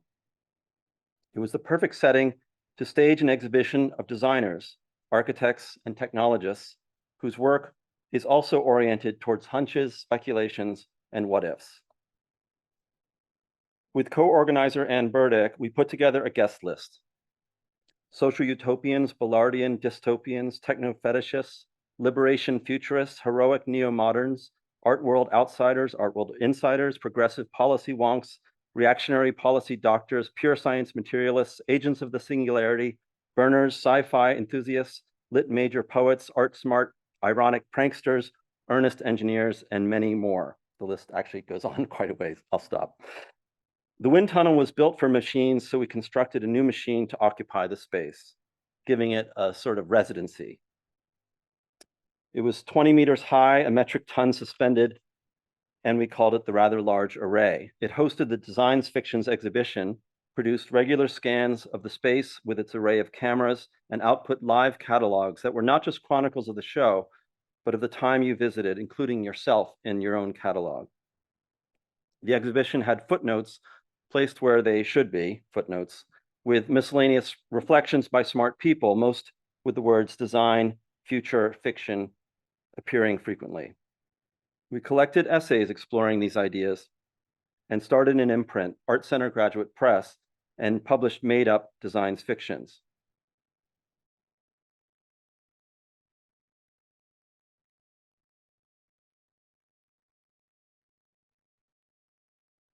My colleague Ben Hooker and I continued some of these ideas into areas that were of emerging interest. The strange effect of ubiquitous sensing, social media, radical customization, and other phenomena in transforming not just how we lived, but how it changed us fundamentally as individuals. Aspects of identity and agency formerly attributed only to vast entities like cities were now mapped onto individuals. We hammered together the title Metropolis of Me to reflect this notion and collected a few designers and artists to talk about it. This is the phenomenon of the Metropolis of Me. The event was a success, but perhaps the most enduring aspects of this symposium for us were that some modes of thinking, intentional or not, that we employed to frame some of the ideas themselves became really practical later on. One of them was to recognize the value in not knowing where an idea will take you. Another was the power of simply renaming something. We came to be wary of assuming the capability to achieve something with the technology means it was be good for us. And if we can learn anything from history, what was considered good 100 years ago or even today might no longer be what's good tomorrow.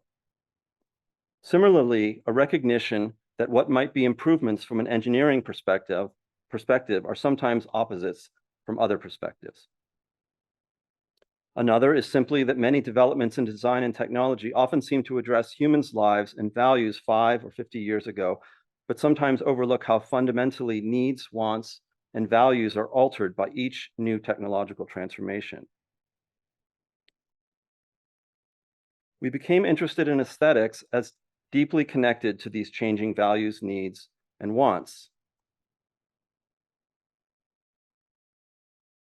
Historical cycles of style are fascinating records of changing values and even deep personal longing, as this complex diagram demonstrates.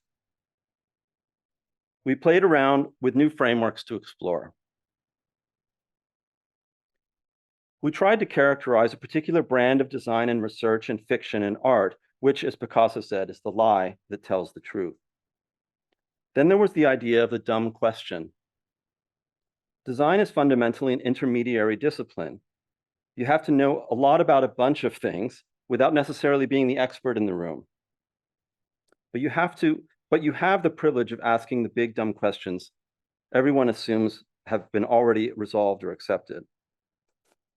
In the case of this project, it was discussions about the smart city that were interesting us, and we wanted to ask what was actually on our minds.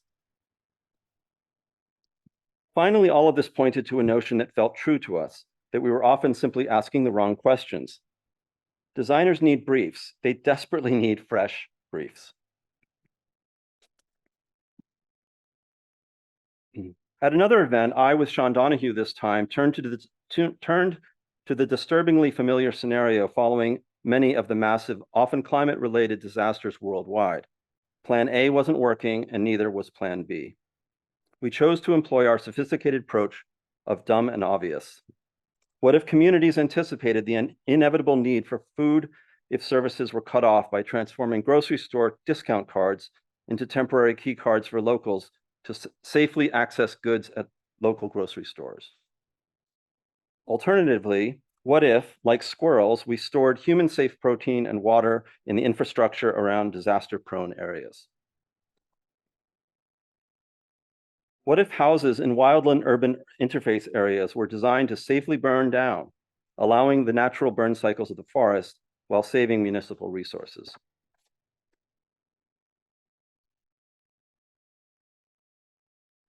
These types of scenarios often depend on a suspension of holistic value propositions. In other words, it is important to be able to extrapolate a possible future that might not necessarily be one that we might want or endorse. There is something illuminating and even productive about imagining a future where we will allow both the forces we want and those we might loathe, but which we know aren't going away, to play themselves out. A posture that is not utopian, but not entirely dystopian either. Perhaps a kind of cartoon reality. Consider Los Angeles. What if, God forbid, Instagram fame and money turn the Department of Parks and the Interior into private entities? What if we rerouted the LA River through a network of housing for 10 million with orange groves on a lush gray water plain? What if Disneyland became a UNESCO World Heritage Site? We imagined a new district, a lurid libertarian partyscape simply called Offshore. We continued to assemble interesting designers with similar obsessions. For the event on the previous slide, we imagined several worlds, this time extrapolated from trends we were all living every day. There's something awe-inspiring about automated fulfillment centers. Considering their balletic precision and complexity, we wondered about a world where this level of algorithmic orchestration was brought to every corner of life, a time beyond peak optimization. With the cycles of style in mind, we imagined how our tastes might be affected by the dominance of intelligent logistical precision. Would it be a celebration of elaborate machined intricacy or a return to the comforts of handcrafts? What would be the ultimate Uberification of everything be? This gig economy wouldn't be only cars and side hustles, it would be absolutely everything.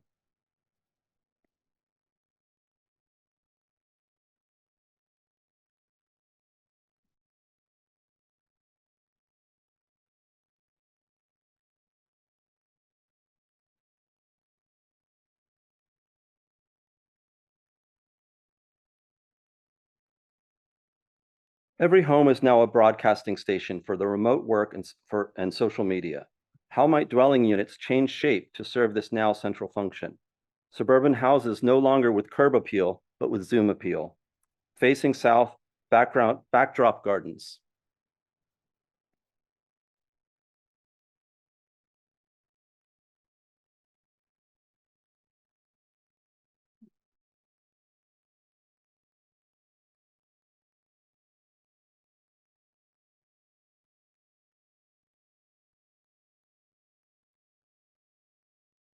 How might our ability to digitally govern the weather, or at least simulate it, and life itself affect our landscape?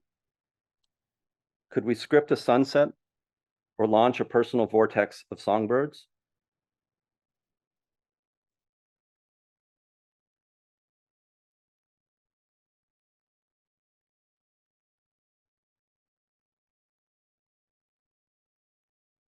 How will autonomous vehicles transform the shape of cities? Just as the acre is a unit of measurement is based upon the amount of land that could be plowed in one day, perhaps communities will radiate from charging stations based on the battery life of these vehicles. How might these totalized visions, as in times past, have a darker side?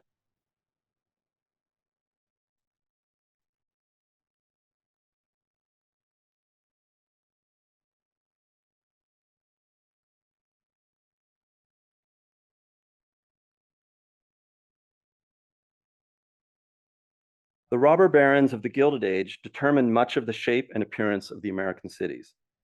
With internet fame becoming a generator of increasingly great wealth, how might new architectures accommodate this often fleeting wealth and fame, with tall adaptable structures capped with AR celebrations of the source of their wealth, be it knitwear on Etsy or cat videos? That is called a mountain. Building permits and occupancy would be granted according to dynamic metrics of followers, likes, and internet approval.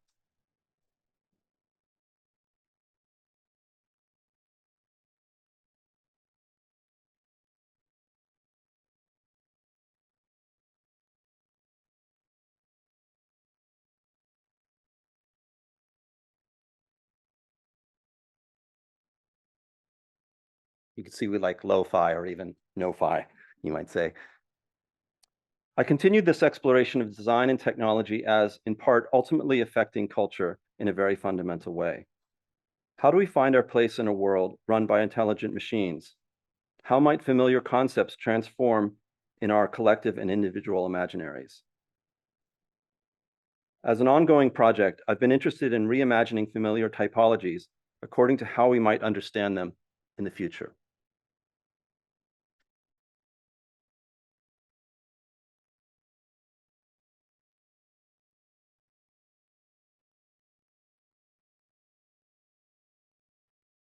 This includes alternate modes of education. Earlier this year, I had the great privilege of teaching a studio with Mashinka Hakopian, where students were exposed to new ways of positioning the human within conceptions of the natural. A range of scenarios and projects emerged. Plug-and-play vital organs one can buy on a retail shelf. Island habitats for non-humans formed from plastic waste. Large methane mitigating stomachs for the home. Hiking that accelerates rather than inhibits rewilding. Mitten-like wearable tongues for tasting without ingesting.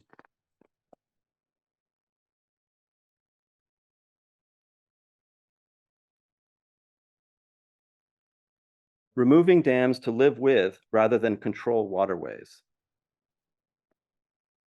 Living with ancient time-released viruses from melting polar ice caps.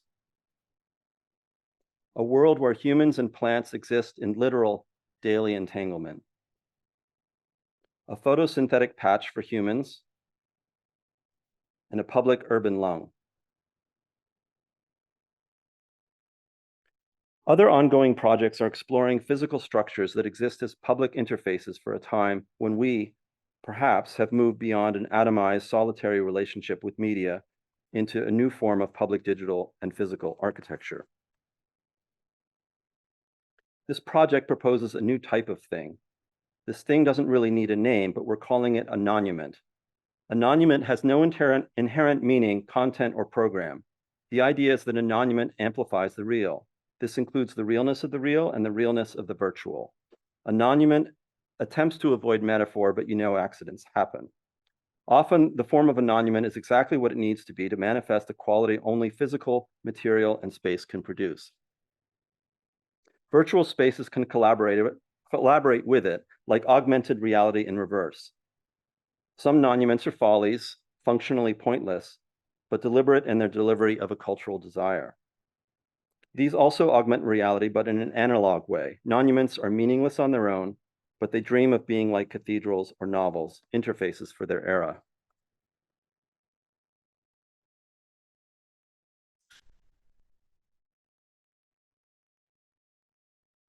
This last project, is one that's ongoing now. It's very much in process. So it, unlike everything else, it looks very much like it's still happening. It's sponsored by Intel, and it's looking at the future of work, essentially confronting the future dominated perhaps with AI. And the question on everyone's mind is, with AI, what will people do all day? Let me just find where I am on this thing. Will an ever-expanding global database become a burden, unerasable, vital, but requiring care and tending, growing with every junk text and overheard remark?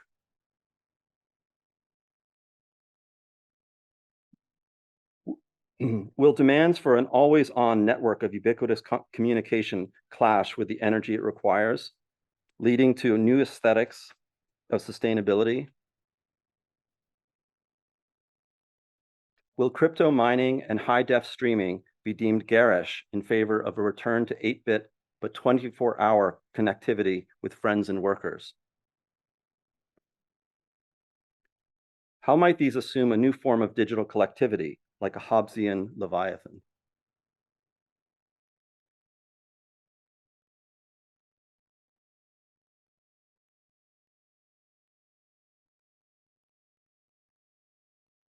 Kids' games and toys can be understood as modes of conditioning them for the work they will take on as adults. What toys will prepare children for a future with AI?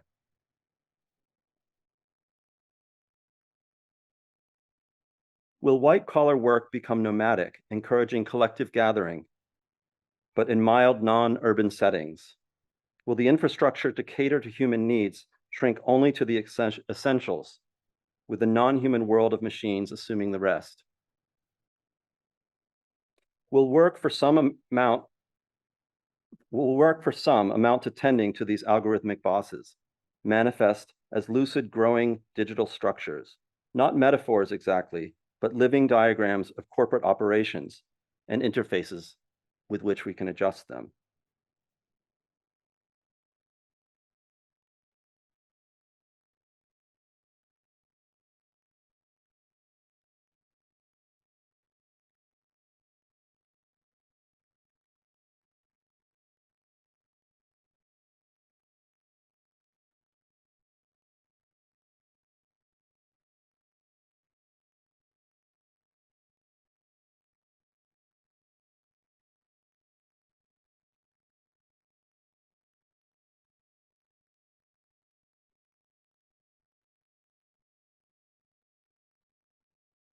Will we return to the patterns of sleep we had before the Industrial Revolution? Perhaps the most important question. Living a bit like a plant, a bit like a city, and a bit like a dream. Thank you.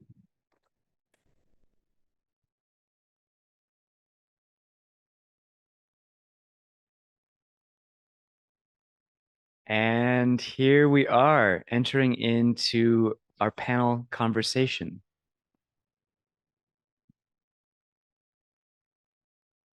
Julian, I'll hand it over to you to kick us off.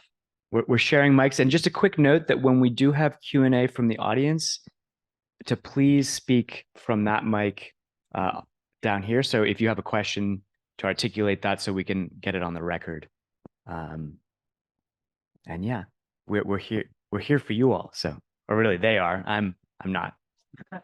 Thank you.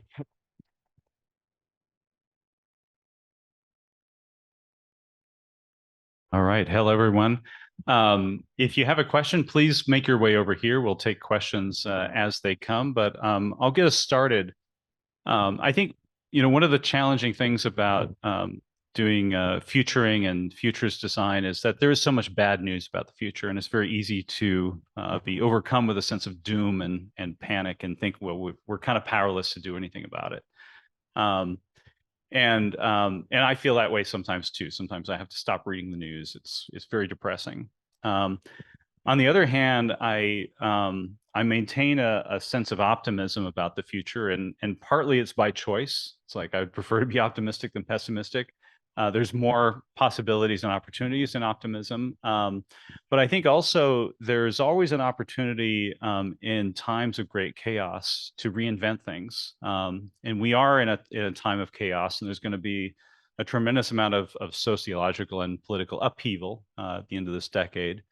And that's something I'm not particularly scared about. In fact, I'm quite excited about it because there's an opportunity there to make many positive changes and change structural things about systems that we really don't like today. But I wanted to open that up to the other speakers here and kind of ask how do you navigate that path between optimism and pessimism?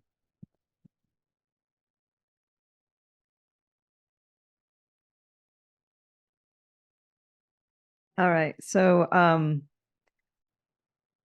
I think we're not going to be able to stop to change the world, and come into the acceptance of that sooner rather than later is our liberation. And how to navigate chaos is really what is key. And navigating chaos is about navigating our own internal space. And I think that's one of my conclusions that I came to when I was doing when I was at the Quantum World Congress, is that this uncertainty that we're faced with is really kind of triggering us to be kind of really reactive. And the more that we can let go of that reaction and to become more centered within ourselves, the better we are going to be to solve the problems that we need to solve in the moment. We don't know what the problems in the moment are going to be in the future. We need to solve the problems that we have now, and we need to solve the problems that we are faced with in the context of our own reality so that we can build a better future. So that's my high-level answer. A lot of the work that I do around technology focuses on trying to dispel the idea that techno-scientific progress is a foregone conclusion, that the trajectories that technical systems are taking us on today are foregone conclusions. This is something that's really difficult to do because to retool a statement from Mark Fisher, I think it's easier at this point to imagine the end of the world than it is to imagine an alternative to dystopian techno futures. And yet that is what makes that imaginary so crucial. And I think that the role of people who do the work that we do is precisely to trace those kinds of imaginaries, particularly and especially when they seem least plausible and least viable. I'll jump in. I think the question you ask is about the human mind and navigating the human mind and not reality. Like pessimism is a human creation in our head. So I think there's a lot of value in learning to navigate your own mind.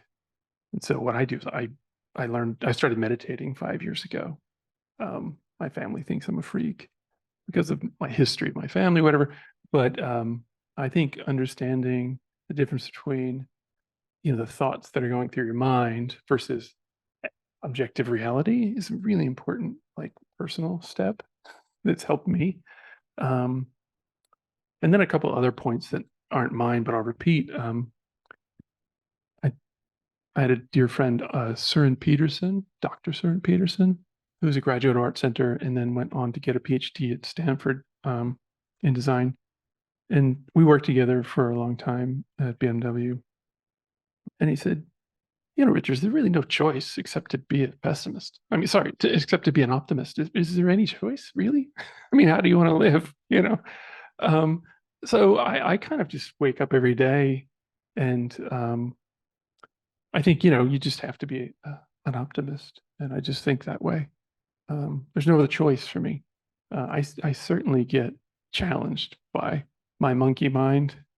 And someone somewhere told me that, I don't know, it was maybe one of Yuval Harari's books or something. Our brains are really wired to save us from danger. So we imagine what could go wrong all the time.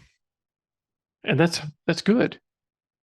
But you also have to be able to step away from that, right? And stay positive. So I think it's just sort of more about understanding how to navigate our minds to begin with. Yeah.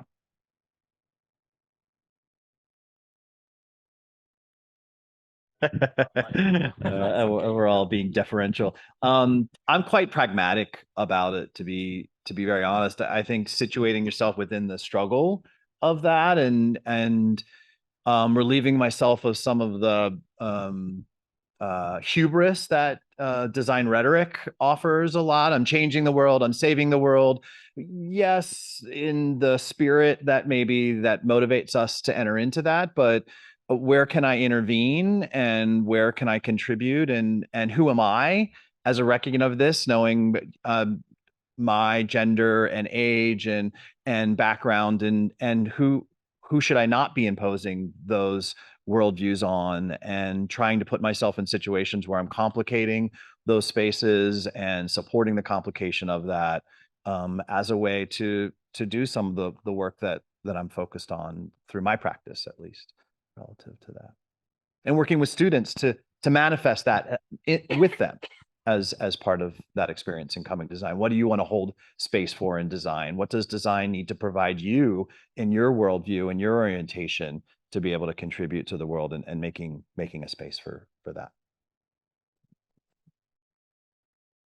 I agree with all these perspectives, of course. I mean, it's interesting to consider that, from my understanding of a lot of the foundations of what we now consider futurist studies, they were really formed from projecting the worst case scenarios, right? In an age of the Cold War, imagining the very worst, going to the places where our minds were actually almost preventing us from going, and using the kind of objective science of that form of calculation to do that nasty pessimistic work for us.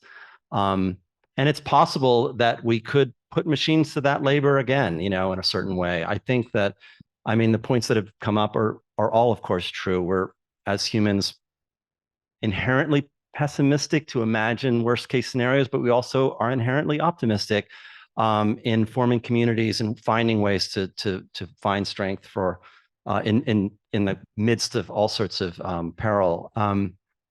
And all of these comments perhaps sounding obvious, but I think it's something on everyone's mind, and so I think it's a daily challenge for us all. But I think that as designers, I do think that we are, or at least we're trained, or we are used to thinking in terms that that allow us to kind of put these different factors in balance and to try to find our way through them. And I think it's an interesting dimension of the practice of design that sometimes we don't think about enough.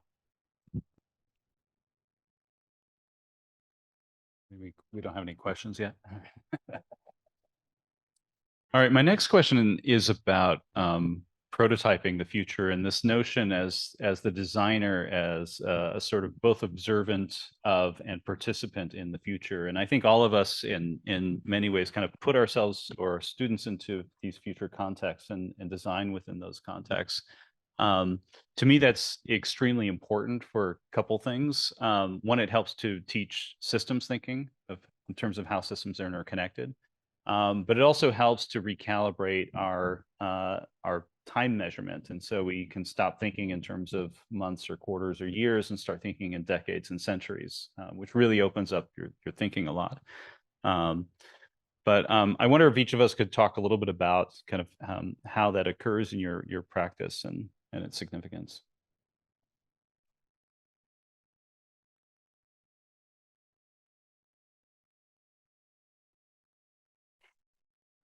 Could you repeat the question? How y'all prototype the future? I'm happy to start us off. So in my work, both in my critical and creative work, I think about the future as the product of data and data sets.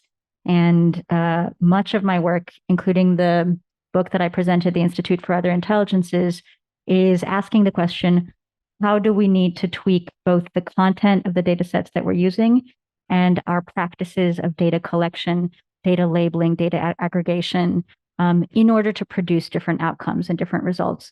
And so I was, in terms of the specific kind of framework of prototyping that I was using, I was thinking about the future as something that follows from a particular model coded through a particular data set. And much of the process of intervening in that was developing new data practices. And a lot of that also came out of the pedagogy I was doing with students who were creative practitioners and who were doing this every day already in ways that were very instructive for me.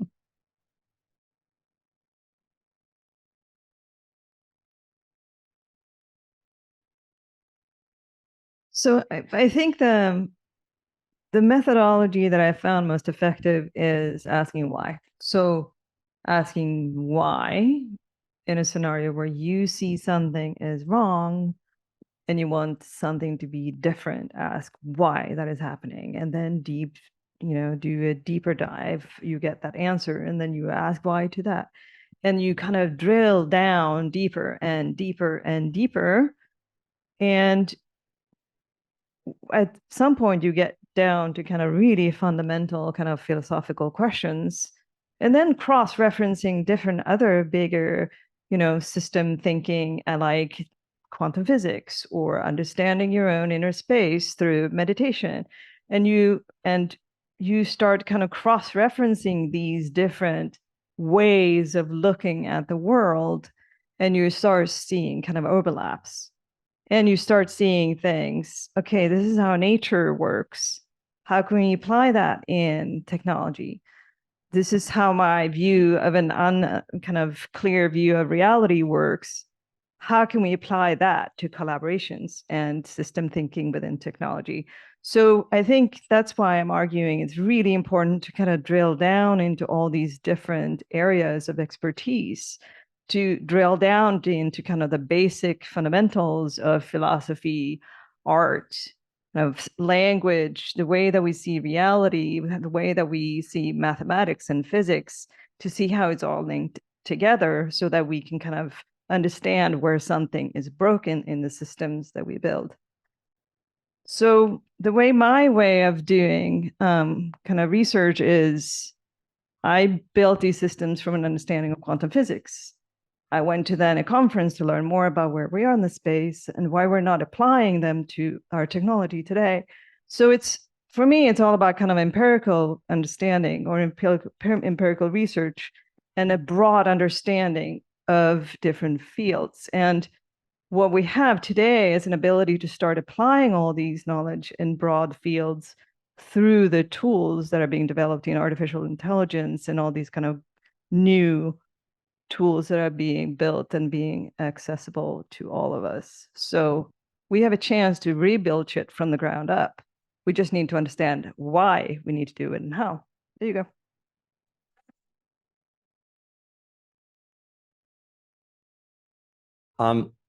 Yeah, it's interesting to think about how many different types of prototyping there are, right? I mean, there can be functional prototypes and experiential prototypes.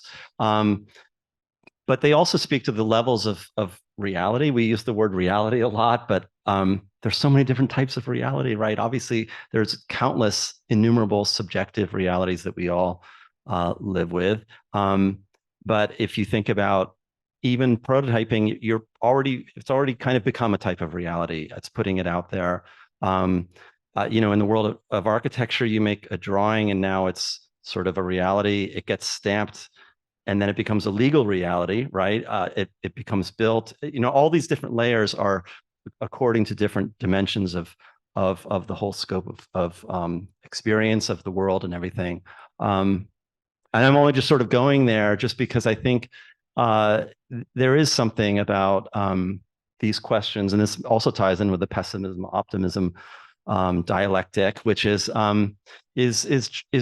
encouraging a kind of holism in our relationship to things. So I just saying that because sometimes a prototype can be understood as being an anticipation of what it would really be like to have something produced, and we have to understand that's not really the case. It's an anticipation of one slice, one view of it. It's an anticipation of making a demo of something for the future. It's never going to anticipate all of the complexities that it's going to face. And I just think it's in a way exciting to consider that, because it reminds us of how much culture and all of these aspects of the mythos that you introduced at the beginning are a part of this question about the future. We can never really know how we'll change as receivers of the future, if you will, or participants in it when the time comes. Yeah, I'll jump in. It's a good question. To why prototype is, maybe I'll start there. I think an artifact, whatever it is really an expression of beliefs. You know, if you look at cars from Italy in the 60s versus the United States, you know, it's a cultural expression, those things, right? And within you know, featuring the way I've done it within different companies, like you saw, you know, you can't just say, hey, here's the future, write a report about it. You have to actually take all the things you've learned and create an artifact. So your sort of system of beliefs are accessible. You make a tangible thing. Other people can go, okay, that's not right. Like it's also being scientific, like saying, okay, is this a valid interpretation of our vision of the future?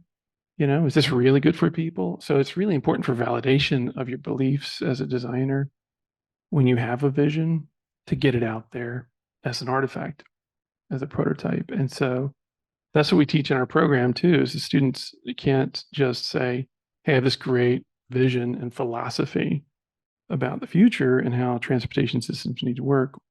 We say, take your riskiest assumptions about that vision, step away from your work and say, what are the risky assumptions, and build something that represents those risky assumptions so people can start accessing that and going, yeah, that's crazy. You're crazy. We would never do that, right? And then so you go back and update your beliefs and your assumptions.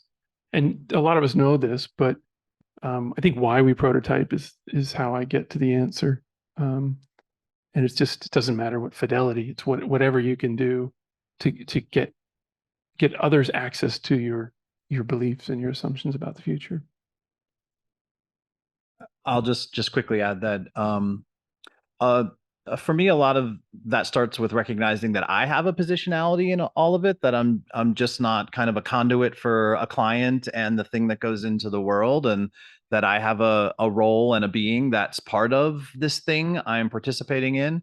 And that becomes part of a participatory practice, which is really central to a lot of my work, which is bringing communities together around topics or issues, or becoming part of a conversation that collectively is orienting or manifesting things. And as a designer, how can I use design as a way to have and frame different kinds of conversations in those spaces? And so if we're talking about autonomous vehicles, like where they go and when they go, what's a conversation around, well, where would you want it to go or not go? And how can we design tools for people to express that in different ways, whether that's drawing or connecting to physical maps or walking through a neighborhood? As a media designer, I benefit from the understanding that design can manifest in lots of different ways. And it's not just graphic design or experience design, but it can manifest in the table and how the chairs are orientated or not. And that allows different kinds of axes and power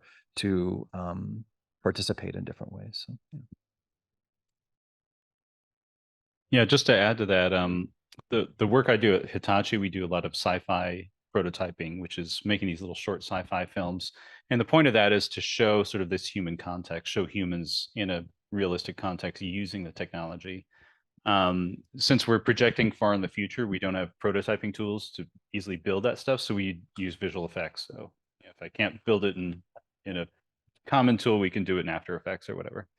But the other thing I think is important is like designing for resiliency. And so we will take the same prototype and run through scenarios of different futures, from worst case scenario of civilizational collapse to a more autocratic regime where we have greater sustainability, but not as much social equity, to a more adaptive or transformative model, or to sort of a more utopian one. And then we can kind of measure resiliency. Does it still work as a solution across all of those different things? Because and the advantage to visualizing those different futures is that they're all likely to unfold in some way asymmetrically around the world.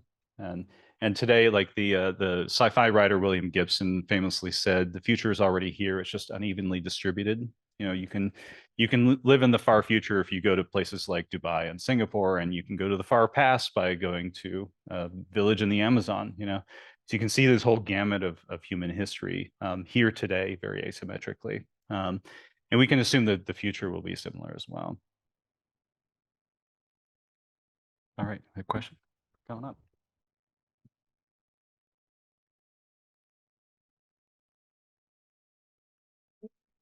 So I have a question. I was wondering, how can we continue to advocate for ourselves in spaces where futures are more profit driven? So for example, the AI ethicist that was fired from Google, how can we continue to advocate for ourselves when things like that happen at major companies that drive a lot of design for the rest of the world?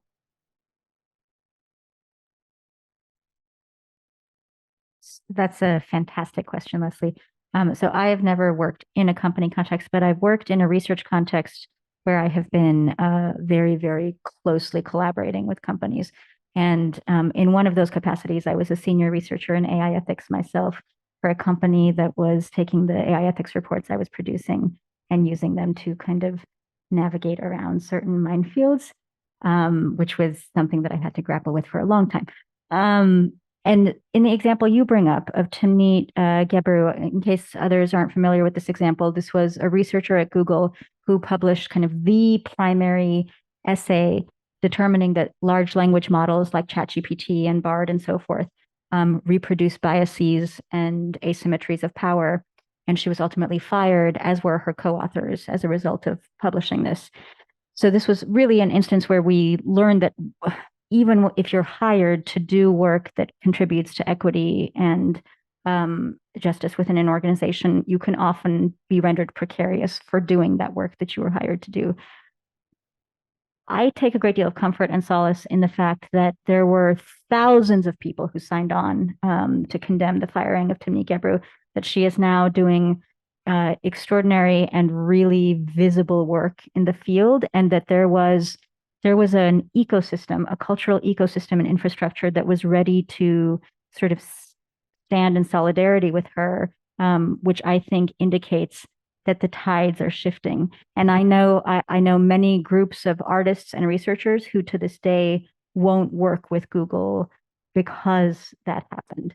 And so I think that there is no easy way to determine how to respond to those kinds of infrastructural forces.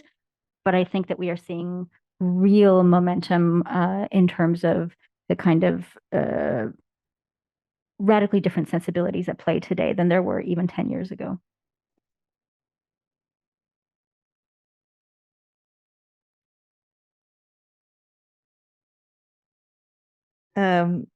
Yeah, I think that one of the reasons, there's not one reason that is going to change, or one way, one kind of result, one action that's going to solve the issues of how we advocate for ourselves. But I do think that we all have an individual responsibility for acting as activists. I think we all need to look at, we should no longer just work for profits. We need to anchor them in social benefits and solving social issues. There needs to be this not only pulling and growing and kind of exponentially just kind of striving upward. We need to also counter that with a force with grounding downward. And this is, we talked a little bit about kind of the feminine approach.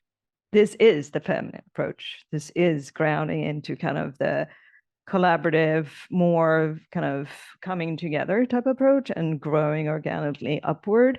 And so we all need to take responsibility, and we need to create more diverse, small collaboratives, as I've been arguing, and not just kind of be drawn to these large companies. We need to kind of pull away from those just making, a decision because you want to earn more money or you're jumping on for financial reasons.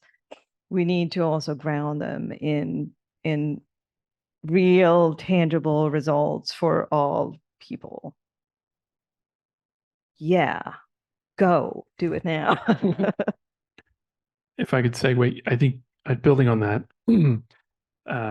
I've been looking at alternatives. I just spent most of my life in corporate world, I graduated from Art Center with a mountain of debt. I could not go work. It's just someplace doing something meaningful that didn't pay. And I went for corporate because consultancies didn't pay as well. So I was out to make money, and I had to. Since then, there's a growing sort of species of business called a B corporation, and many of you probably know about it. But between nonprofits and sort of greedy corporations, there's something called a B corporation. It's for profit, but they have to fit social benefit criteria.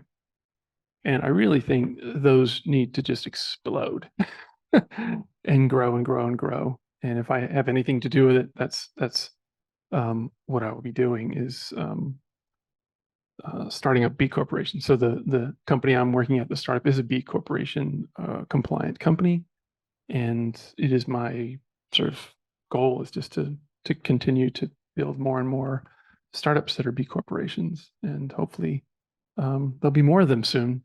So when you graduate, you have more choice than just working for a big company where you don't have a lot of agency around having a voice even. I mean, anyone who's worked at a car company knows that no one is allowed to say anything about the company unless corporate communications says you can say that. I mean, you really have no voice publicly about the company. And I never thought about that until years into it. And some of my friends were sort of in startups and nonprofits, and they had blogs, and they're all over the place on social media talking about business and their own business. I could never say a thing about my company without getting fired. So I think another kind of for-profit organization needs to happen. And I think B corporations seem like an early instance of that. Yeah, I want to echo that. Most corporations primarily chase quarterly profits. It's the main thing. And every organization only performs to the level of its KPIs. And so if your KPI is quarterly profits, and you also say you care about DEI and sustainability, well, DEI and sustainability are going to go away if quarterly profits go down. Like, that's going to be the thing that you chase over everything else. And so becoming a certified B corporation then makes the company responsible, not just to profits and the shareholders, but also to the impact of people in the environment. And so it's really about creating those KPIs that are in an equal level, if not higher than profit-driven things. I think it's really important to remember that design shouldn't be thought of as just an autonomous standalone discipline, but as something that's kind of part of a continuum that includes governance, includes social responsibility, that it's kind of, that's part of the task of being a designer. I mean, I know this answer should be more generalized, but I'll just speak to this particular audience. But I'm reminded, actually, we took a class trip to an unnamed major gaming company one time, and there's this, like, we went to the big board, right? It's the big board. It's like millions, tens of millions of people gaming in real time, all visible. You don't see their faces, but you can tell that they're all there. But decisions were being made in real time about banning people for life, made by just two people, sorry to say, but they were like 23, 24 years old, just determining the future existence of these people, some of whom actually made their living gaming in these cases. So it just made me realize how these micro forms of governance are occurring, kind of organically emerging through through these capitalist opportunities that have bubbled up through these different domains, without any oversight. And just reminding once again that to be wholly educated is to be sensitive and connected to the implications of acting as a citizen in the world. I mean, it sounds like an obvious thing, perhaps, but it's sometimes undervalued and when we talk about education and becoming a full citizen as you're out there in the corporate world, as opposed to the kind of totalizing, binary, reductivizing impulse of capitalism. Essentially, we're all part of it, but it's a major flaw, let's call it, of that mode. If I could just add, there's a local resource. Gilda Haas is director of something called the LA Co-op Lab, and she's at USC, and their mission is to sort of train people to build cooperative businesses, and that's another one of these kind of new species, at least new to the United States, I think. Very common in Italy. I think 20% of Italy's GDP is cooperative businesses, actually, and in Spain, Madrigal, Spain, anybody know that? Mondragon, thank you. So anyway, there's some homework you can do. Gail DeHaas is wonderful. I talked to her a couple summers ago, took her course. Cooperative business is one of those things that you should look at. Yeah, and if I may just jump on that bandwagon as well. So as I said, I'm originally from Sweden. Sweden is known for a kind of social democratic, kind of pretty well functioning society. And one thing that differentiates Sweden from where we are today in the United States is that up till about the late 70s, United States used to have a lot of kind of cooperative associations that were kind of ingrained in our society here. And something shifted in the United States history around late 70s, early 80s, where it moved to more of a kind of a money-driven nonprofit space rather than member democratic driven. And Sweden chose to keep those. So one thing that is different now is that the nonprofit space is more driven by money in the US, and it's more driven by democratic member-driven kind of decisions in Sweden. And I argue that that is one of the indicative reasons why we're seeing some of the social fabrics break down here that we can bring back. And that is cooperative, democratic principles, self-governed, and all of the things that I think we could benefit as a society.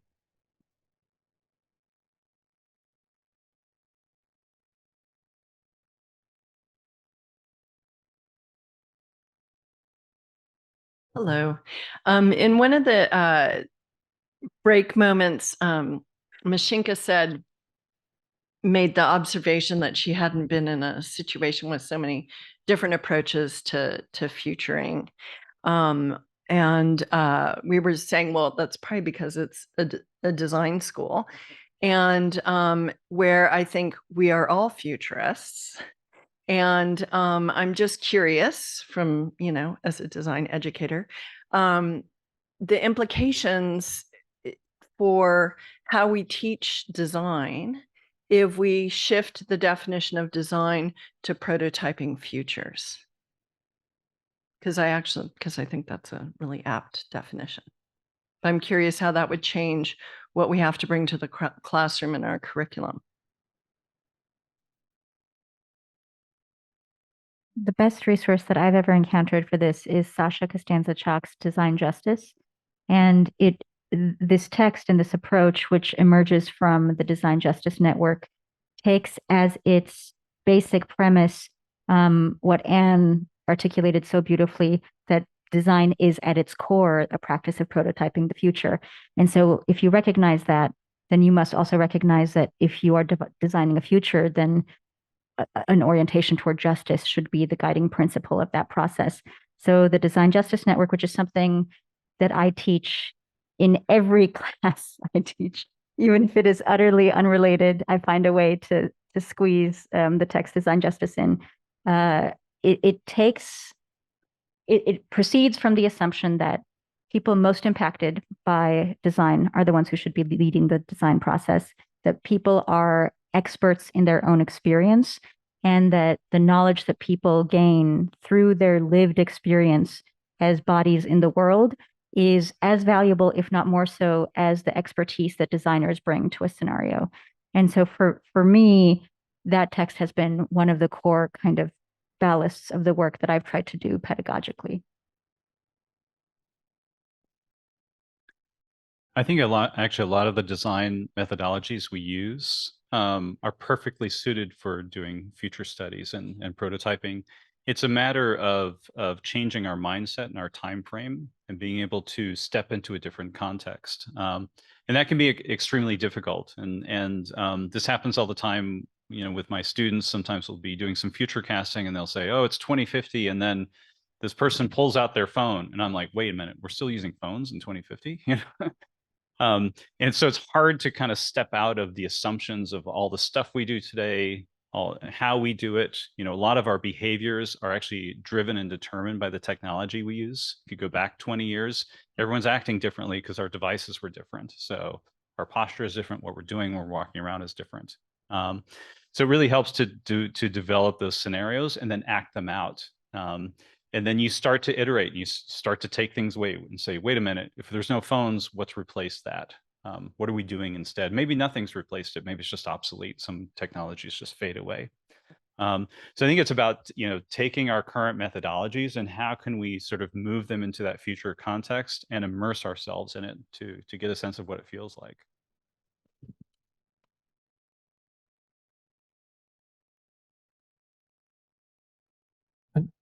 To me, I don't think there's a lot of difference if you just say we're prototyping the future. I think we already do that. Like, to me, every sketch, a book is a prototype, a script is a prototype of a movie, right? So I think it's not necessarily about whether we're prototyping the future. I think we've been doing that forever. I just think we need to get much better at it and include many more minds.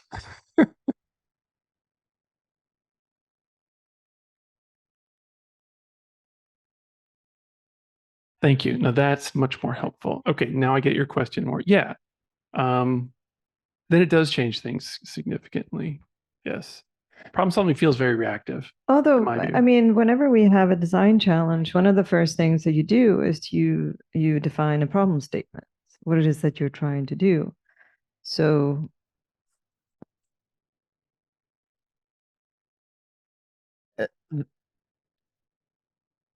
well, if you start with the problem statement and then define who the users are, so you need to then, I guess, project in the future what the problems are that person is going to have, and then how do you solve them.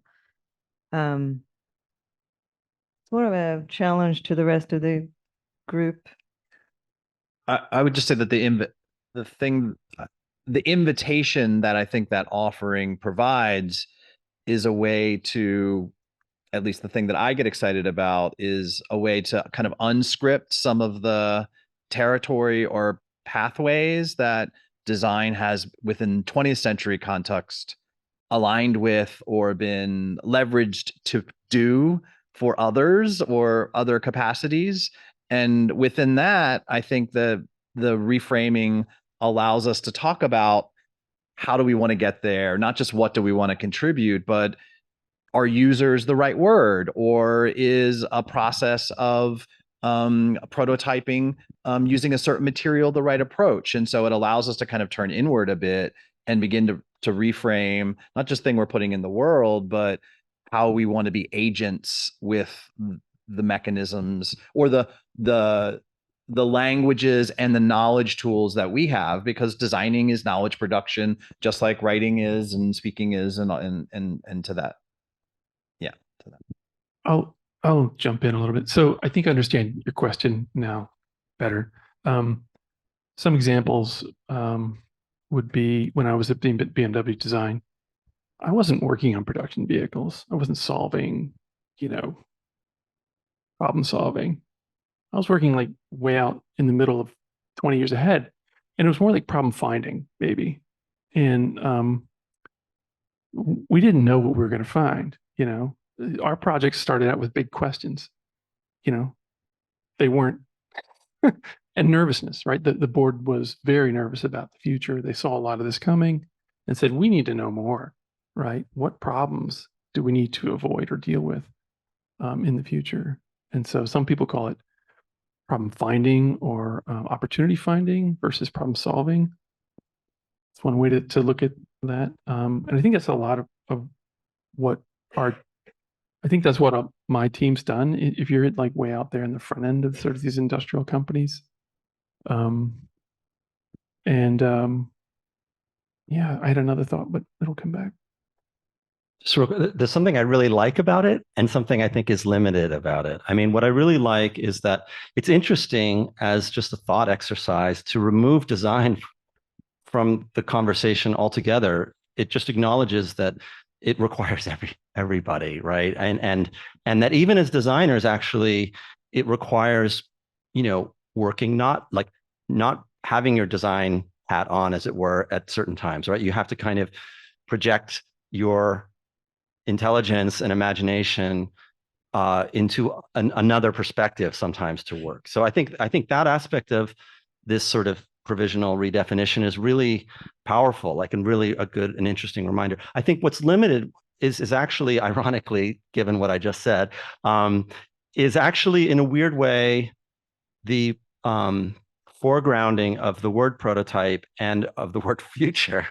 They're by the whole term, but it's just simply because of partly what's come up here, which is that the question, we're not always asking the right questions, and the prototype, it already suggests that you're on your way to that prototype, whereas there's a lot of reflection that it's a lot of heavy lifting we all need to do to, I think, completely reimagine kind of sometimes what's at stake, what the actual questions are, what the actual, as we said, what the briefs are, I mean, I think it's really so often overlooked, even though, as you said, like, not all designers work that way, but maybe they don't work that way because they're already assuming they know what the problem is. Do you know what I mean? So I'm just putting that out there. And then the futures part just is more like, it's totally correct that it's implicit. It's absolutely, it literally, it's like very literally what the act of design is.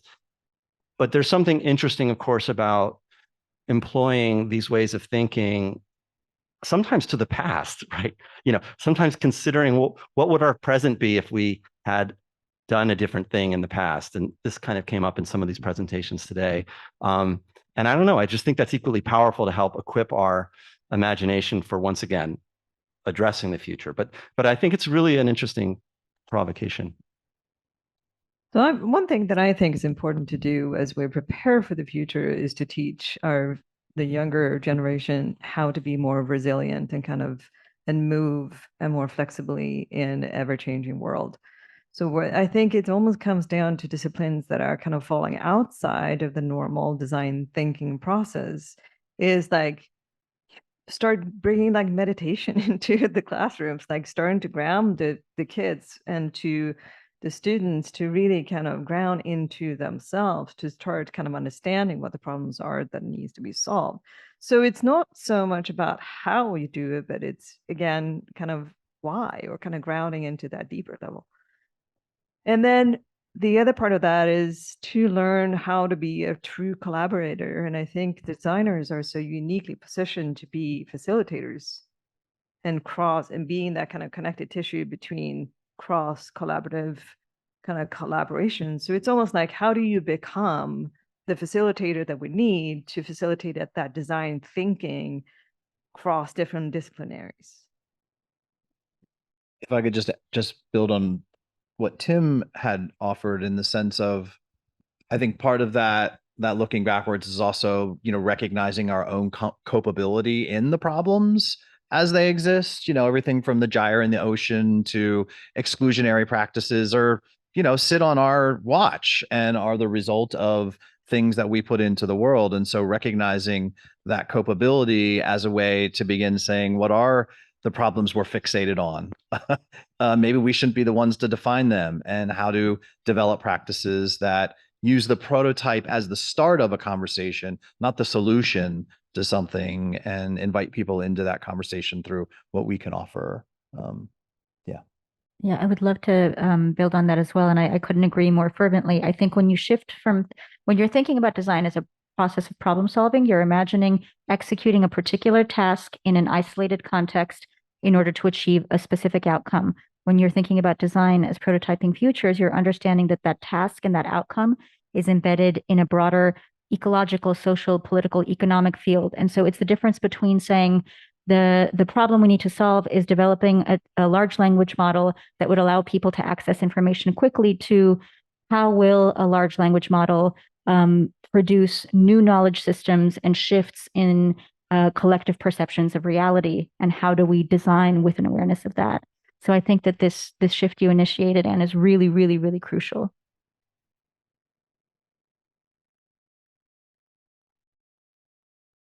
Hi, my name is Yo. I'm faculty at Spatial Experience Design. Hi, Tim. I used to be team student. So I teach a lot of digital design at the Spatial Experience Design Department. And so I think a lot about technology and how it changes, way we live and things that we design.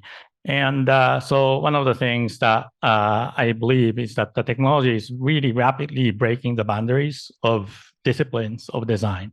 And for example, if autonomous driving is going to become the norm, then the space inside of the car is going to be more like a living space. So I think there's a potential between like boundary, collaboration between transportation and spatial experience, or even like things like Airbnb. Like we think about the space, but the way space is used is very changing with service design and UI UX. And so and it was really fascinating for me to listen to all of your stories in your own kind of context of art center department.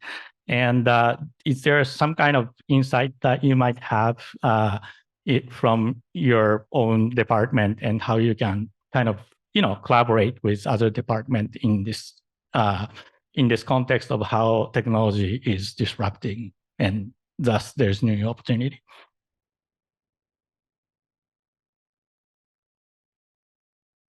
From a user experience point of view or human experience point of view, I think that oh shit, just said that I completely forgot your question.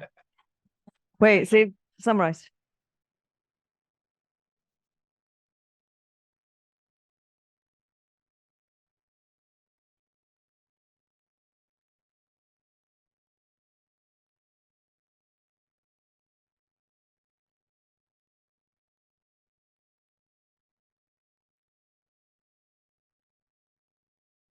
Right.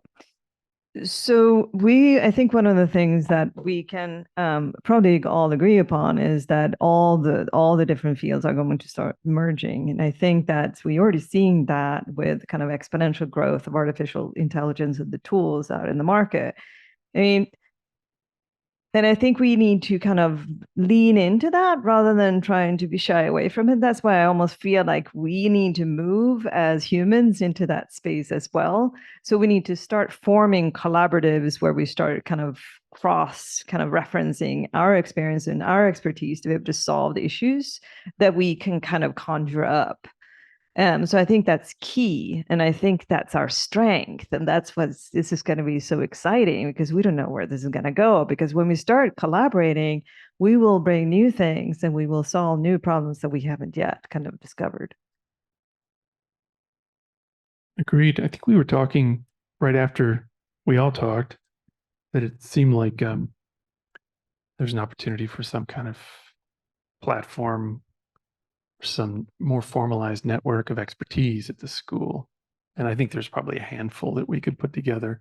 Two that come to mind are ethnographic research, which just really can't be done ethically and well, in my opinion, in a term, like on a design project. I think it's just too difficult to do well, in my view. We try, but I wish there were a platform for that. And then even future casting, to do it well, I think, I don't know, 2 months, something, and a team on a topic before you have something that really is profound. I don't know that we can fit that in a larger design project in 14 weeks, right? It's just, so I think those are two that could be one platform or a couple within the school where we could all, across the disciplines, work together. I mean, honestly, I think based on the work I've done in my career, I might have been better off going through the entertainment design program. Just with so much sort of future fictional kind of stories we tell. Yeah. So I think, yes, there's opportunities. I think in the future, there's going to be a need for more hybrid degrees as well. And so the traditional kind of academic division of degrees is something I think we need to examine and really try to open up those silos, especially if, when we're looking at the potential future career options that there will be. For instance, there's expected to be next decade, and actually even starting this decade, an explosion in need for designers and engineers to be working on renewable energy, specifically solar and wind. So I could see us needing degree programs, for instance, that are a hybrid between industrial design and electrical engineering to fill those jobs. Or if you want to work on smart home technology, you probably need a hybrid degree between interaction design, product design, and spatial experience design. So we'll need to think about like how do we sort of enable that in the future. I was really fortunate to be brought on last year as the inaugural person to hold this position, which is a teaching position in technology and social justice, working with graduate students across departments. And what I have found in teaching grad students in almost every department is that there is very much a dialogue that cuts across any given discipline. For example, in my seminar that I'm teaching this term, AI, Past and Futures, last week I showed a video about this new tendency to clone digital influencers and create digital doppelgangers of them, so that they can be producing content 24 hours a day. So you have these, social media channels where an influencer is just selling something at 4 a.m., 7 a.m., 10 a.m., and so forth. And I asked my students, how does this impact the field that you're in? And every single student, from the people who work in film, illustration, graphic design, and so forth, every student was in some way finding that their work was going to be transformed by these phenomena. And so I think that with the development of these emerging technologies, there's going to be not only new opportunities for collaboration, but also new opportunities to consider, or new necessity to consider how students are impacted cross-departmentally. Just really quick is, yeah, I think it's the benefit of having people from different disciplines, and in this case, different forms of design or art, participate in a single shared project. I think it's incredibly powerful as a way of educating. Period. I do think there's one other sort of level to it that is I think especially powerful. So for example, if there's a jury and there are people from different backgrounds and they're weighing in on a student's work, that's sort of level one, and it's amazing, it's mind-blowing, and I'm privileged to see that a lot at MDP, for example. But there's also this sort of other level, which is kind of letting the others into why you see the world that way. I mean, I just think, I don't know, I'm just to throw out one example of let's say designing spatial experiences for a metaverse type project. The experienced designer is going to say and think very different things than the architect, which will think very different things than the entertainment designer, and so on, than the artist, and you could just keep naming fields. But I think what's really illuminating is when you kind of learn why, when you kind of get under the surface of why do you see it that way, and what are the sort of values and so on that are attached to that worldview. I just think that's the sort of important dimension to this. But it's a great question.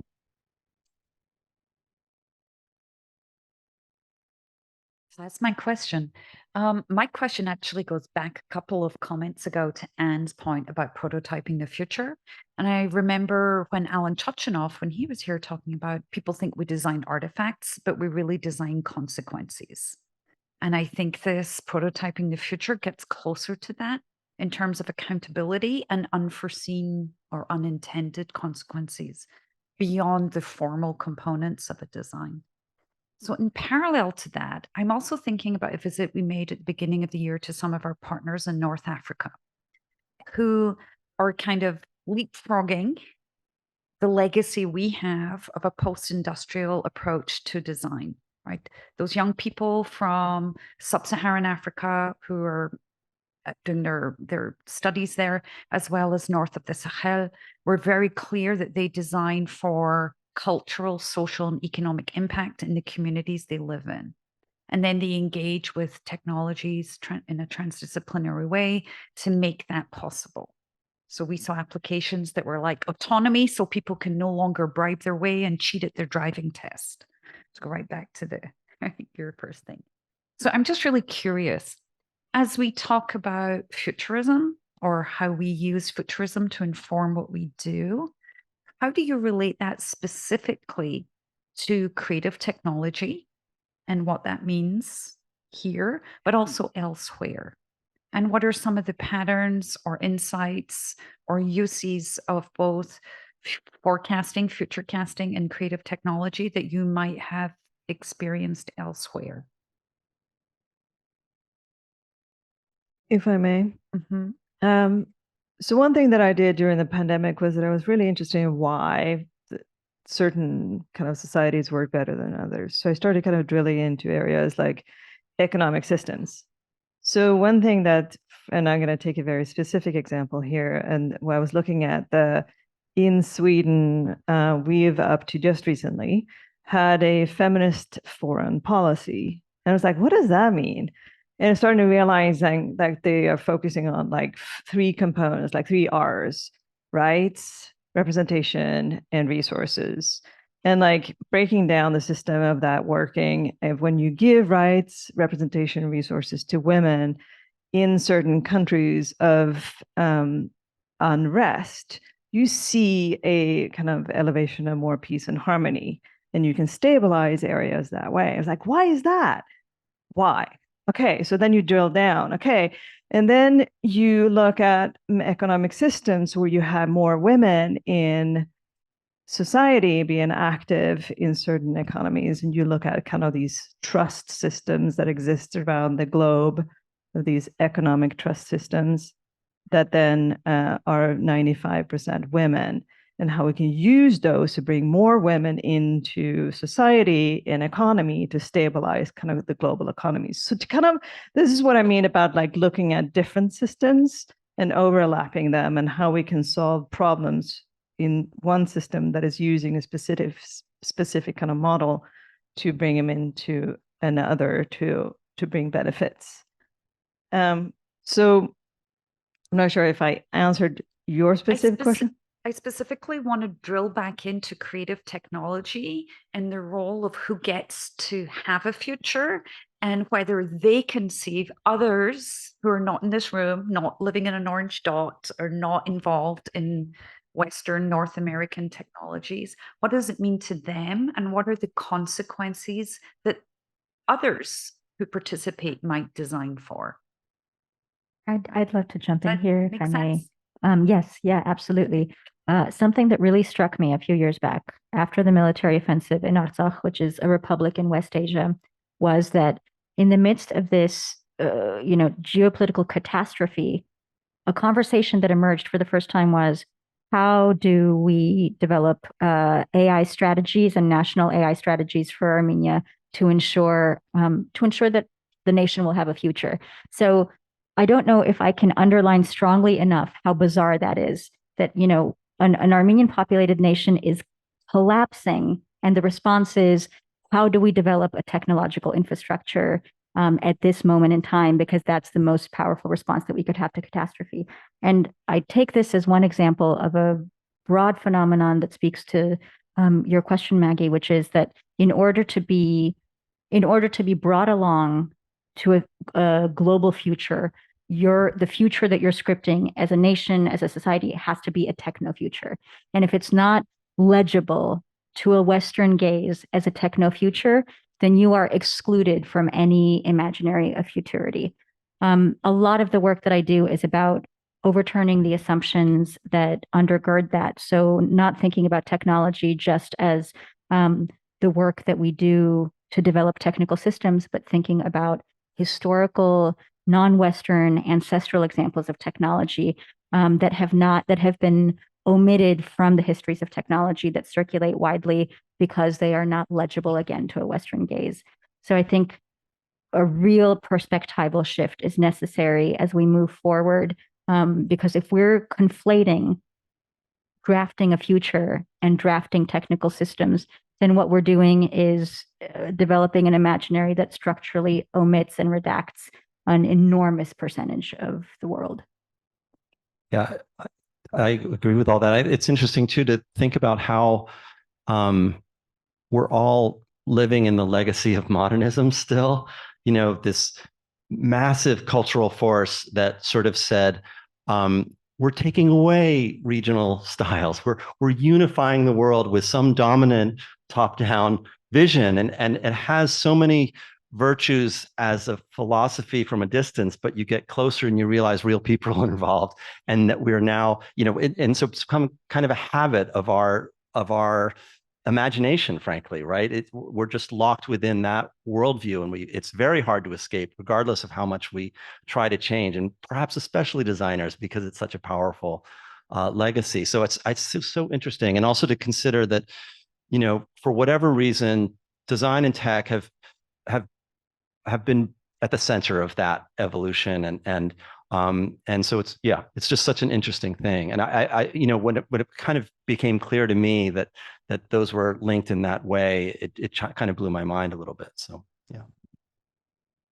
Just to continue with that, I mean, so many things are wrapped up in that, and particularly that geography. I think getting specific to technology, that continent has been a testing ground for emerging technology for centuries. Drones are an easy, like, throw them out there and we'll see what happens, and what sticks will monetize. They can deliver drugs, they can take people that are lost somewhere, and they've had little friction from a Western orientation and a capital, kind of Western capital production to those kinds of endeavors. You would have to center the place you're talking about and the space you're talking about, which will require us to decenter capital, worldview, all of those things, in order to begin to acknowledge that as an alternative. And that is a massive endeavor. And may I also, I think that we, as kind of Western, white kind of designer, it's not my job to solve. I think it's not, I won't necessarily be able to solve, like, this kind of idea, that white kind of savior syndrome, that we have the responsibility to solve issues. I think it's the other way around. We need to look at the systems that work there and kind of learn from them. And one of the things that, like in South Africa, for example, or in, they have Stockfells, that is this kind of peer-to-peer trust-based economy system. Like, if we use those kind of systems that work well there, they then look at their structures, like, we can build platforms that are based on what works there and then meet kind of midway. And the same thing with chit funds in India, or with other platforms like in Partner Hand in the Caribbean and so forth. There are systems that exist that we should take advantage of, that are these kind of wisdom, kind of traditions that have been around for a long time, that we need to bring up through technology rather than kind of top down. Yeah, I think to add to that, we have to be extremely sensitive and open-minded going into different cultures.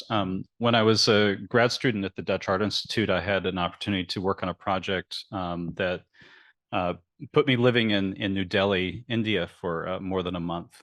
And we were collaborating with a local university there, and so there were other students I was collaborating with. And one of the students I was collaborating with was working on a technology solution for rural Indian schools, where they often don't have technology, they don't have books, et cetera.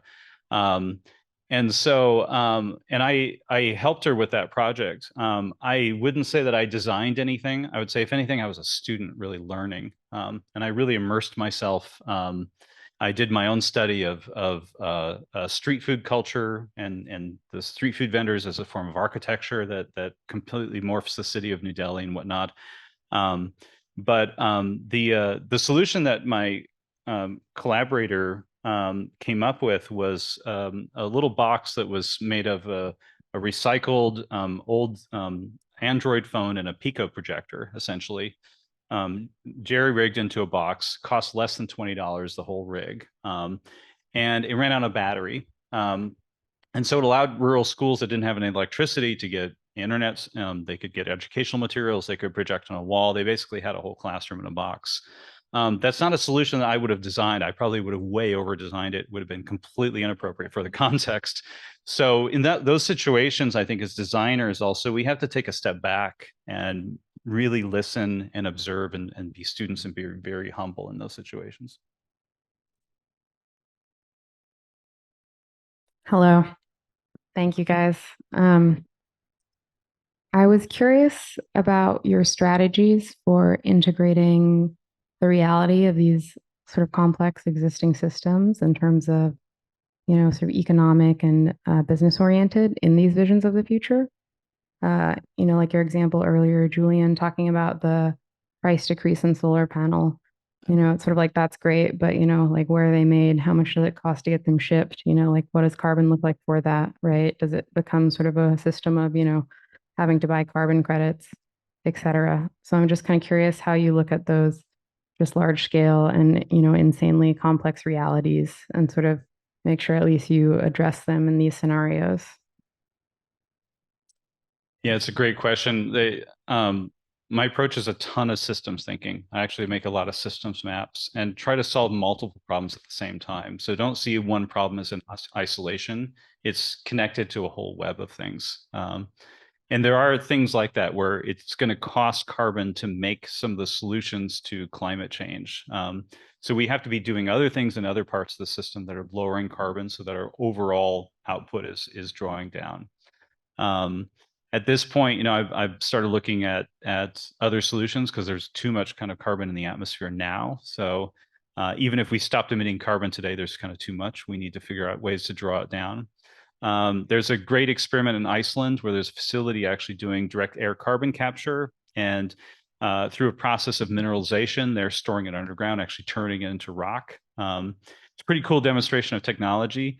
If we wanted to build enough of those to make a dent, we'd have to build millions of them around the world. So it's actually not a very practical solution. But we need to be looking at things like that, but looking at the totality of their impact.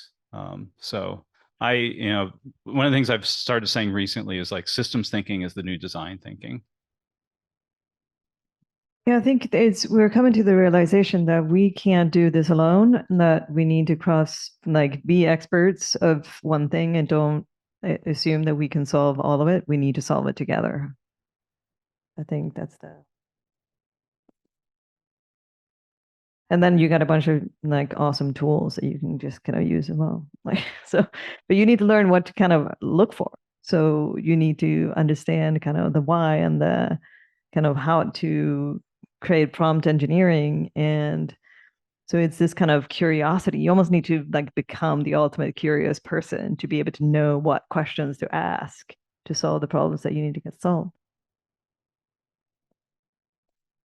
Thank you, guys.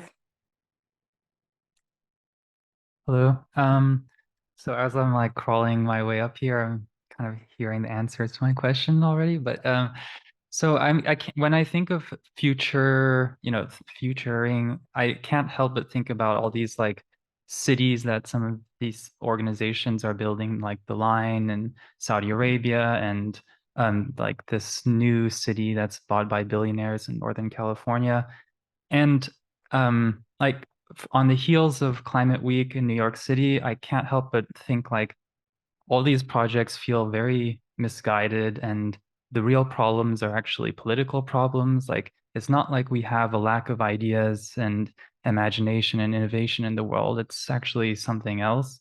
And so I'm kind of curious, do you see a path for designers and creatives to be more involved in the political process? And I think both Mashinka and Richard, you mentioned I could see you touching on it, and that's really exciting. But I feel like designers get drawn to white page projects, blank sheet of paper. They're so excited about doing something new. And in fact, so much of the work in the world is actually kind of slow and messy and not that beautiful. So I just want you to speak to that. Thank you.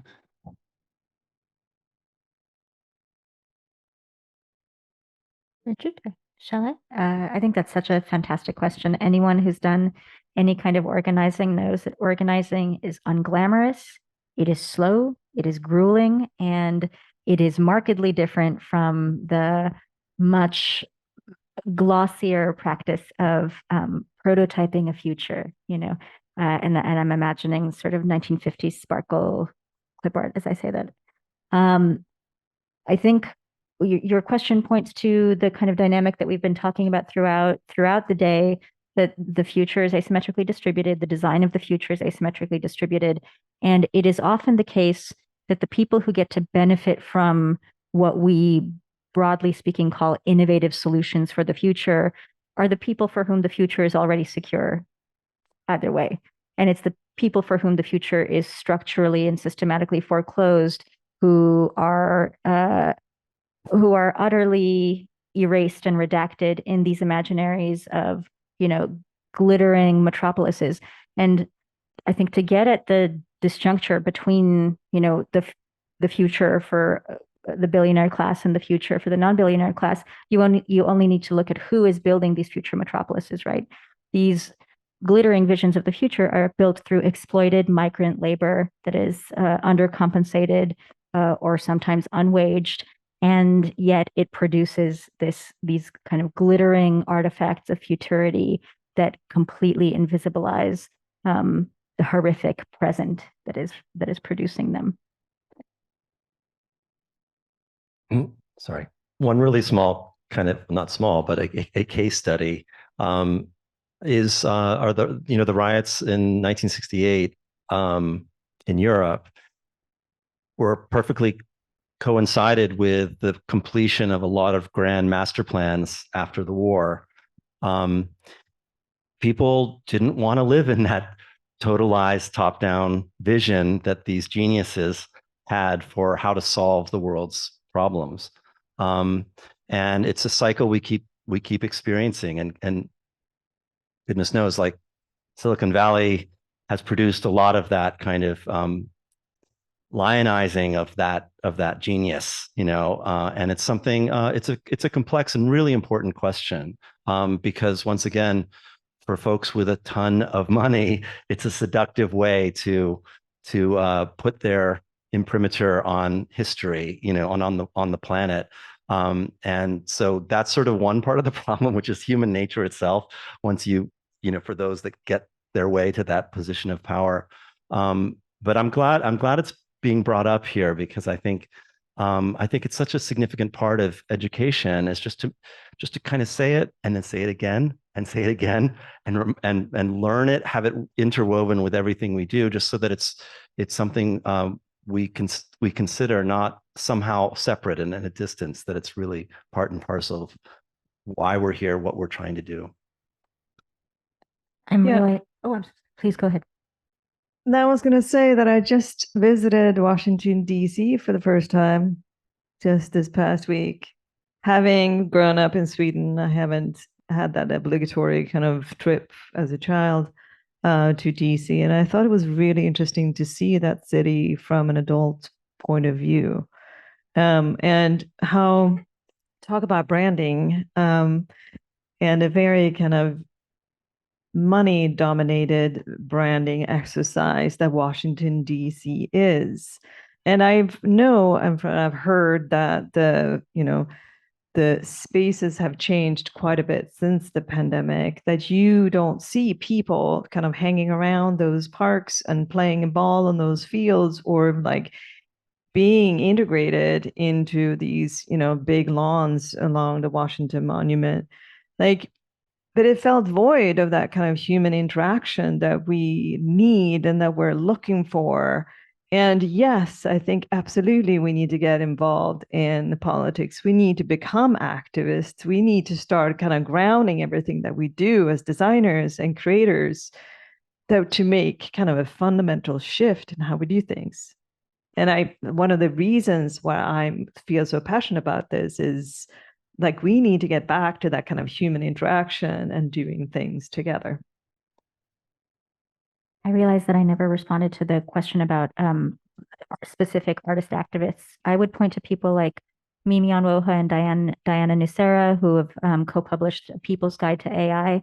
And that's really an activist art project, because it's taking something that is otherwise really opaque and difficult to decipher for non-specialist readers, and making it transparent and giving people access to, this otherwise kind of black box. And people like Stephanie Dinkins, who I spoke about in my presentation, she does something called AI assemblies, where she collectively works with people to train AI systems and to make that process democratized, and to think about what it means for the collective authorship of artificial intelligence to extend beyond the very narrow and homogenous teams of computer scientists who are typically engaged in that task. I'll just add one last thing. If this is, I don't know if it's the last thing, but it's not. I don't think I answer your question, but what comes to mind when you start asking those questions are things like the emerging GovTech sector, which is a bit scary in a way with AI applied to government systems. But there's also the notion that, like, I never liked the word technology because for some reason it just feels like technology in our world has been used to dominate markets and make a few people really rich. And so when you say take technology to some other part of the world, it's all about what's your intent with the technology. A pencil is a technology. It's just not something that you can use to dominate the world right now. So I think the way we talk about technology and think about technology is, I think, underlining, it's creating some questions, but I think we need to question, the air we're breathing, which is just this whole, sort of global corporate capitalist world that we're in. And I think that's going to change. I think this whole like emerging sort of cooperative, socially benefit kind of companies that will thrive, I think are where, to I think Julian's point, you're going to get a lot more of a localized approach to how to apply technologies, old and new. And it's not about dominating the world, but sort of just making this particular place better. And that's it's really slow in my experience. So cooperative approaches typically are a million conversations long, but you get better, higher quality results for everybody. If you research strategy, which I did in my life as a professional, what is strategy? It's usually your approach to change. And they say that, the reason we have war is because it's a fast approach to change. If you want change, just go talk to people, but it's just going to take a lot longer if we just talk it out, right? You can get there, but it's going to take a lot longer than imposing your will on another population. And I think technology has just been used that way for so long that we just call it technology. It's actually something bigger than that. It's about dominating other people. And so I think we need to start thinking about those things moving forward. I hope that kind of touches on but it's a lot of conversations, a lot less glamorous, a lot less explosions and excitement. It's more social work. Yeah, I would just add to that, just getting really specific in the things you're invested in, right? So if it's affordable housing, where does that exist in a world that you're a part of, and where can you contribute? If it's more green spaces or open education, getting like really involved in not the generic. We have a tendency to think about design as this thing that saves again, on these grand gestures, but the world that we're talking about making a little less asymmetric is really seated in really real particulars in the world. And there are mechanisms in those spaces for us to get involved and to put ourselves into as beings in that space, or as designers that are contributing for those. They may not look like the pathways that are easy for us to go, though. Those pathways are about supporting a particular need that wants our effort, or that we can go and contribute to historically, and making that super easy. And stepping outside of that becomes really complicated and less easy. And I would just offer contributing to something that you're invested in or want to contribute, like just even very generically local, is a great place to start and consider situating your work.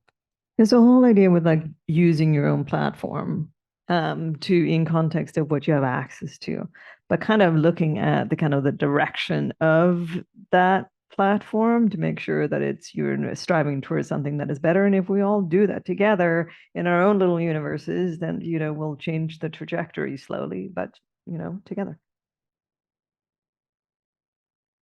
I was asked to say that this was the last question. And it's much less pragmatic. It's going to be a little bit more abstract. Petra had mentioned quantum physics a few times, and I think there's been more in this panel than any other that I've seen, more of a recognition of like individual thought patterns and how our internal world tends to shape our imaginaries and our external world, which kind of makes me consider quasi law of attraction or complexity theory.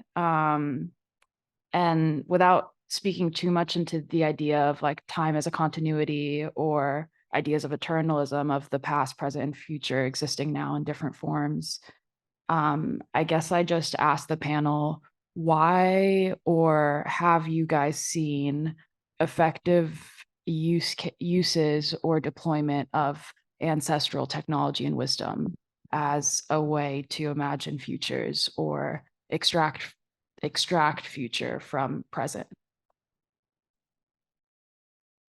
Ancestral societies have been around much longer than we have. They are generations before us. They have experienced things that we are going through now through different cycles. We're just kind of at the tail end of this evolution. We're just infants in this world. So as a society, we have so much to learn from the ancestral kind of ancestors that came before us.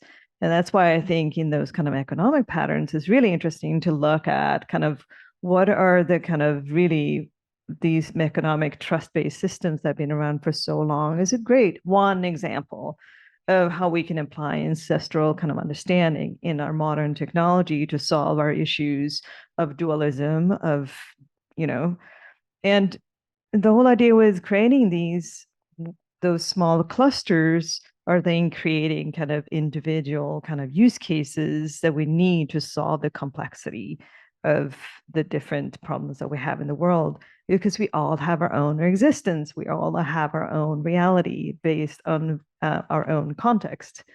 So yeah, absolutely. We need to look at those systems. We need to look at nature. We need to look at other complex systems that have evolved over a long period of time. So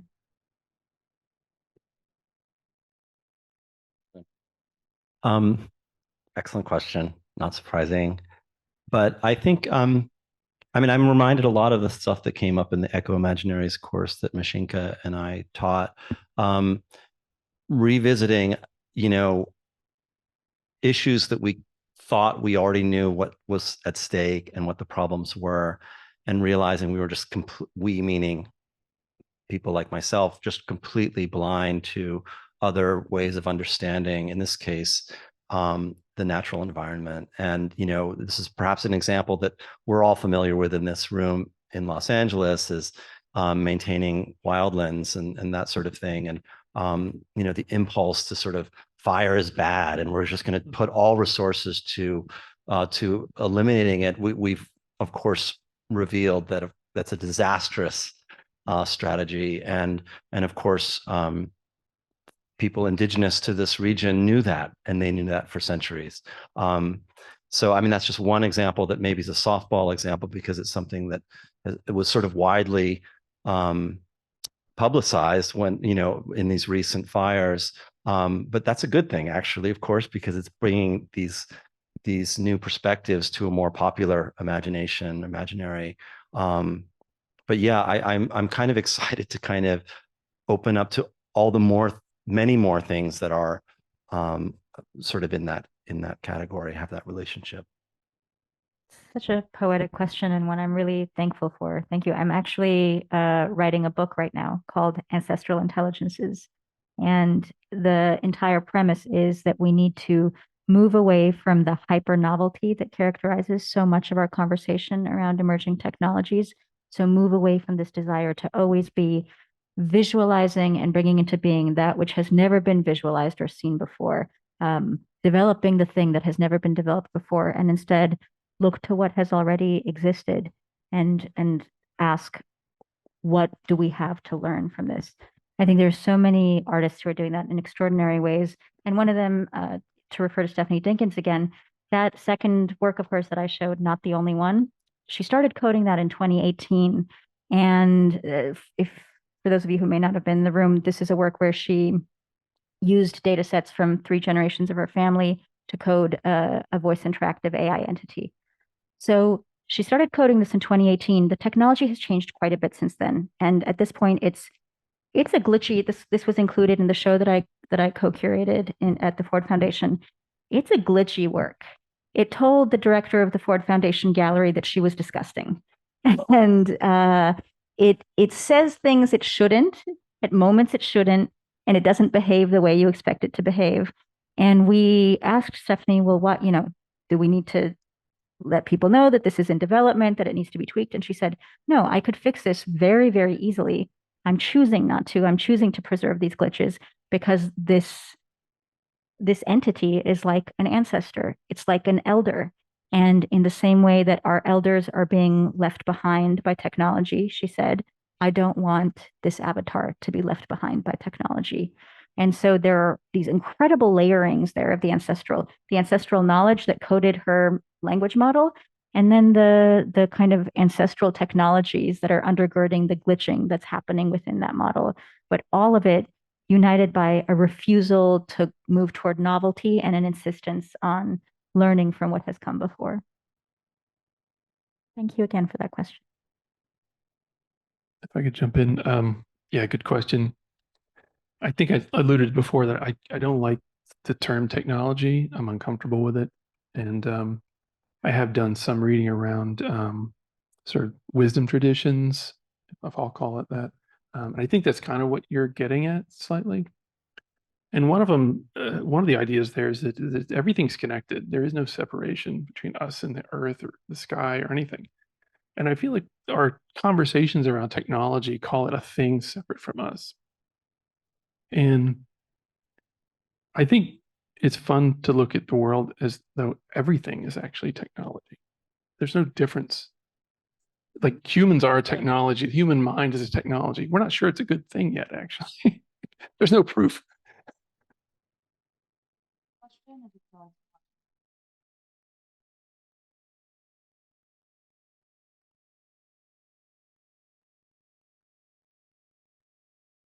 Yes.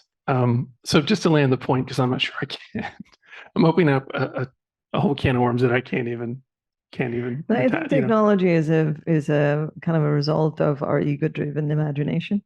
It's, if you look at kind of how quantum physics kind of starts with this kind of infant possibility that then is created as a reality based on our view of ourselves. It is really kind of a result of ego. And I think this kind of obsession kind of with growth and with kind of financial kind of driven pursuit is an ego driven pursuit. And we need to kind of get away from the ego driven path to then kind of sit in our kind of awareness as the Buddha Dakini. Epistemologically, technology comes from the Greek techne, which is making and doing and knowing. And the usage of it that we have today, which is incredibly problematic, I agree, Richard, comes from a context where technology was that which was possessed by colonial agents, which enabled colonial agents to conquer those who did not have what was understood as technology. So it has, in its current usage, it is the kind of leverage that enables the subjugation and domination of peoples. But this is, that is not inherent to the concept. And I think there is something there to be recovered and recuperated and reformulated. Thank you for offering that. I would just to add to that, it would all be predicated on the idea that we would stop our policy of erasure, first off, and extractive practices, right? That those would have to be set aside or decentered, and in lieu of engaging in a different set of relationships with those practices and spaces. I mean, the indigenous scholar Elizabeth Laponce has an incredible work about how canoes are amongst one of the most sophisticated technologies that have ever existed, and yet we have failed to recognize them as such because of the definitional criteria and parameters that we're deploying. This reminds me of a project at Diné College, which is a small 2-year community college on the Diné or Navajo reservation that crosses the Arizona New Mexico border. And there's a project that's been going on there for at least 20 years, I think, to archive native knowledge and language and a lot of cultural and arts and crafts practices, and in a way in which they can use them in teaching, so they can teach students these practices and the language and whatnot. And the result of that is that today there are far more Navajo people who speak Navajo than there were 30 years ago. And some of these practices also have grown. And thinking about language as a technology, like our ways of thinking are very much driven by the language that we speak. And so by having access to a different language, you have access to different mental models, different ways of thinking that are incredibly vital. If we lose that, we lose that sort of cognitive capacity as well. That's an example I can think of that's been a successful use of modern technology to preserve that sort of traditional knowledge and then be able to propagate it as well. I think it would be really fantastic and interesting study to think about the historical evolution of some of these big kind of really long ancestral paths. Like if you look at the Mayan, we look at the kind of the Egypts that have been around for much longer than we have as a society, and then prompted with AI to say, if this society was overlaid onto the current timeline with the current tools, what would we see and project as a result of that? I think just that would be a really interesting study to then start using the tools to be able to kind of overlay timeline and kind of contexts and look at if there's anything we can learn in 14 weeks.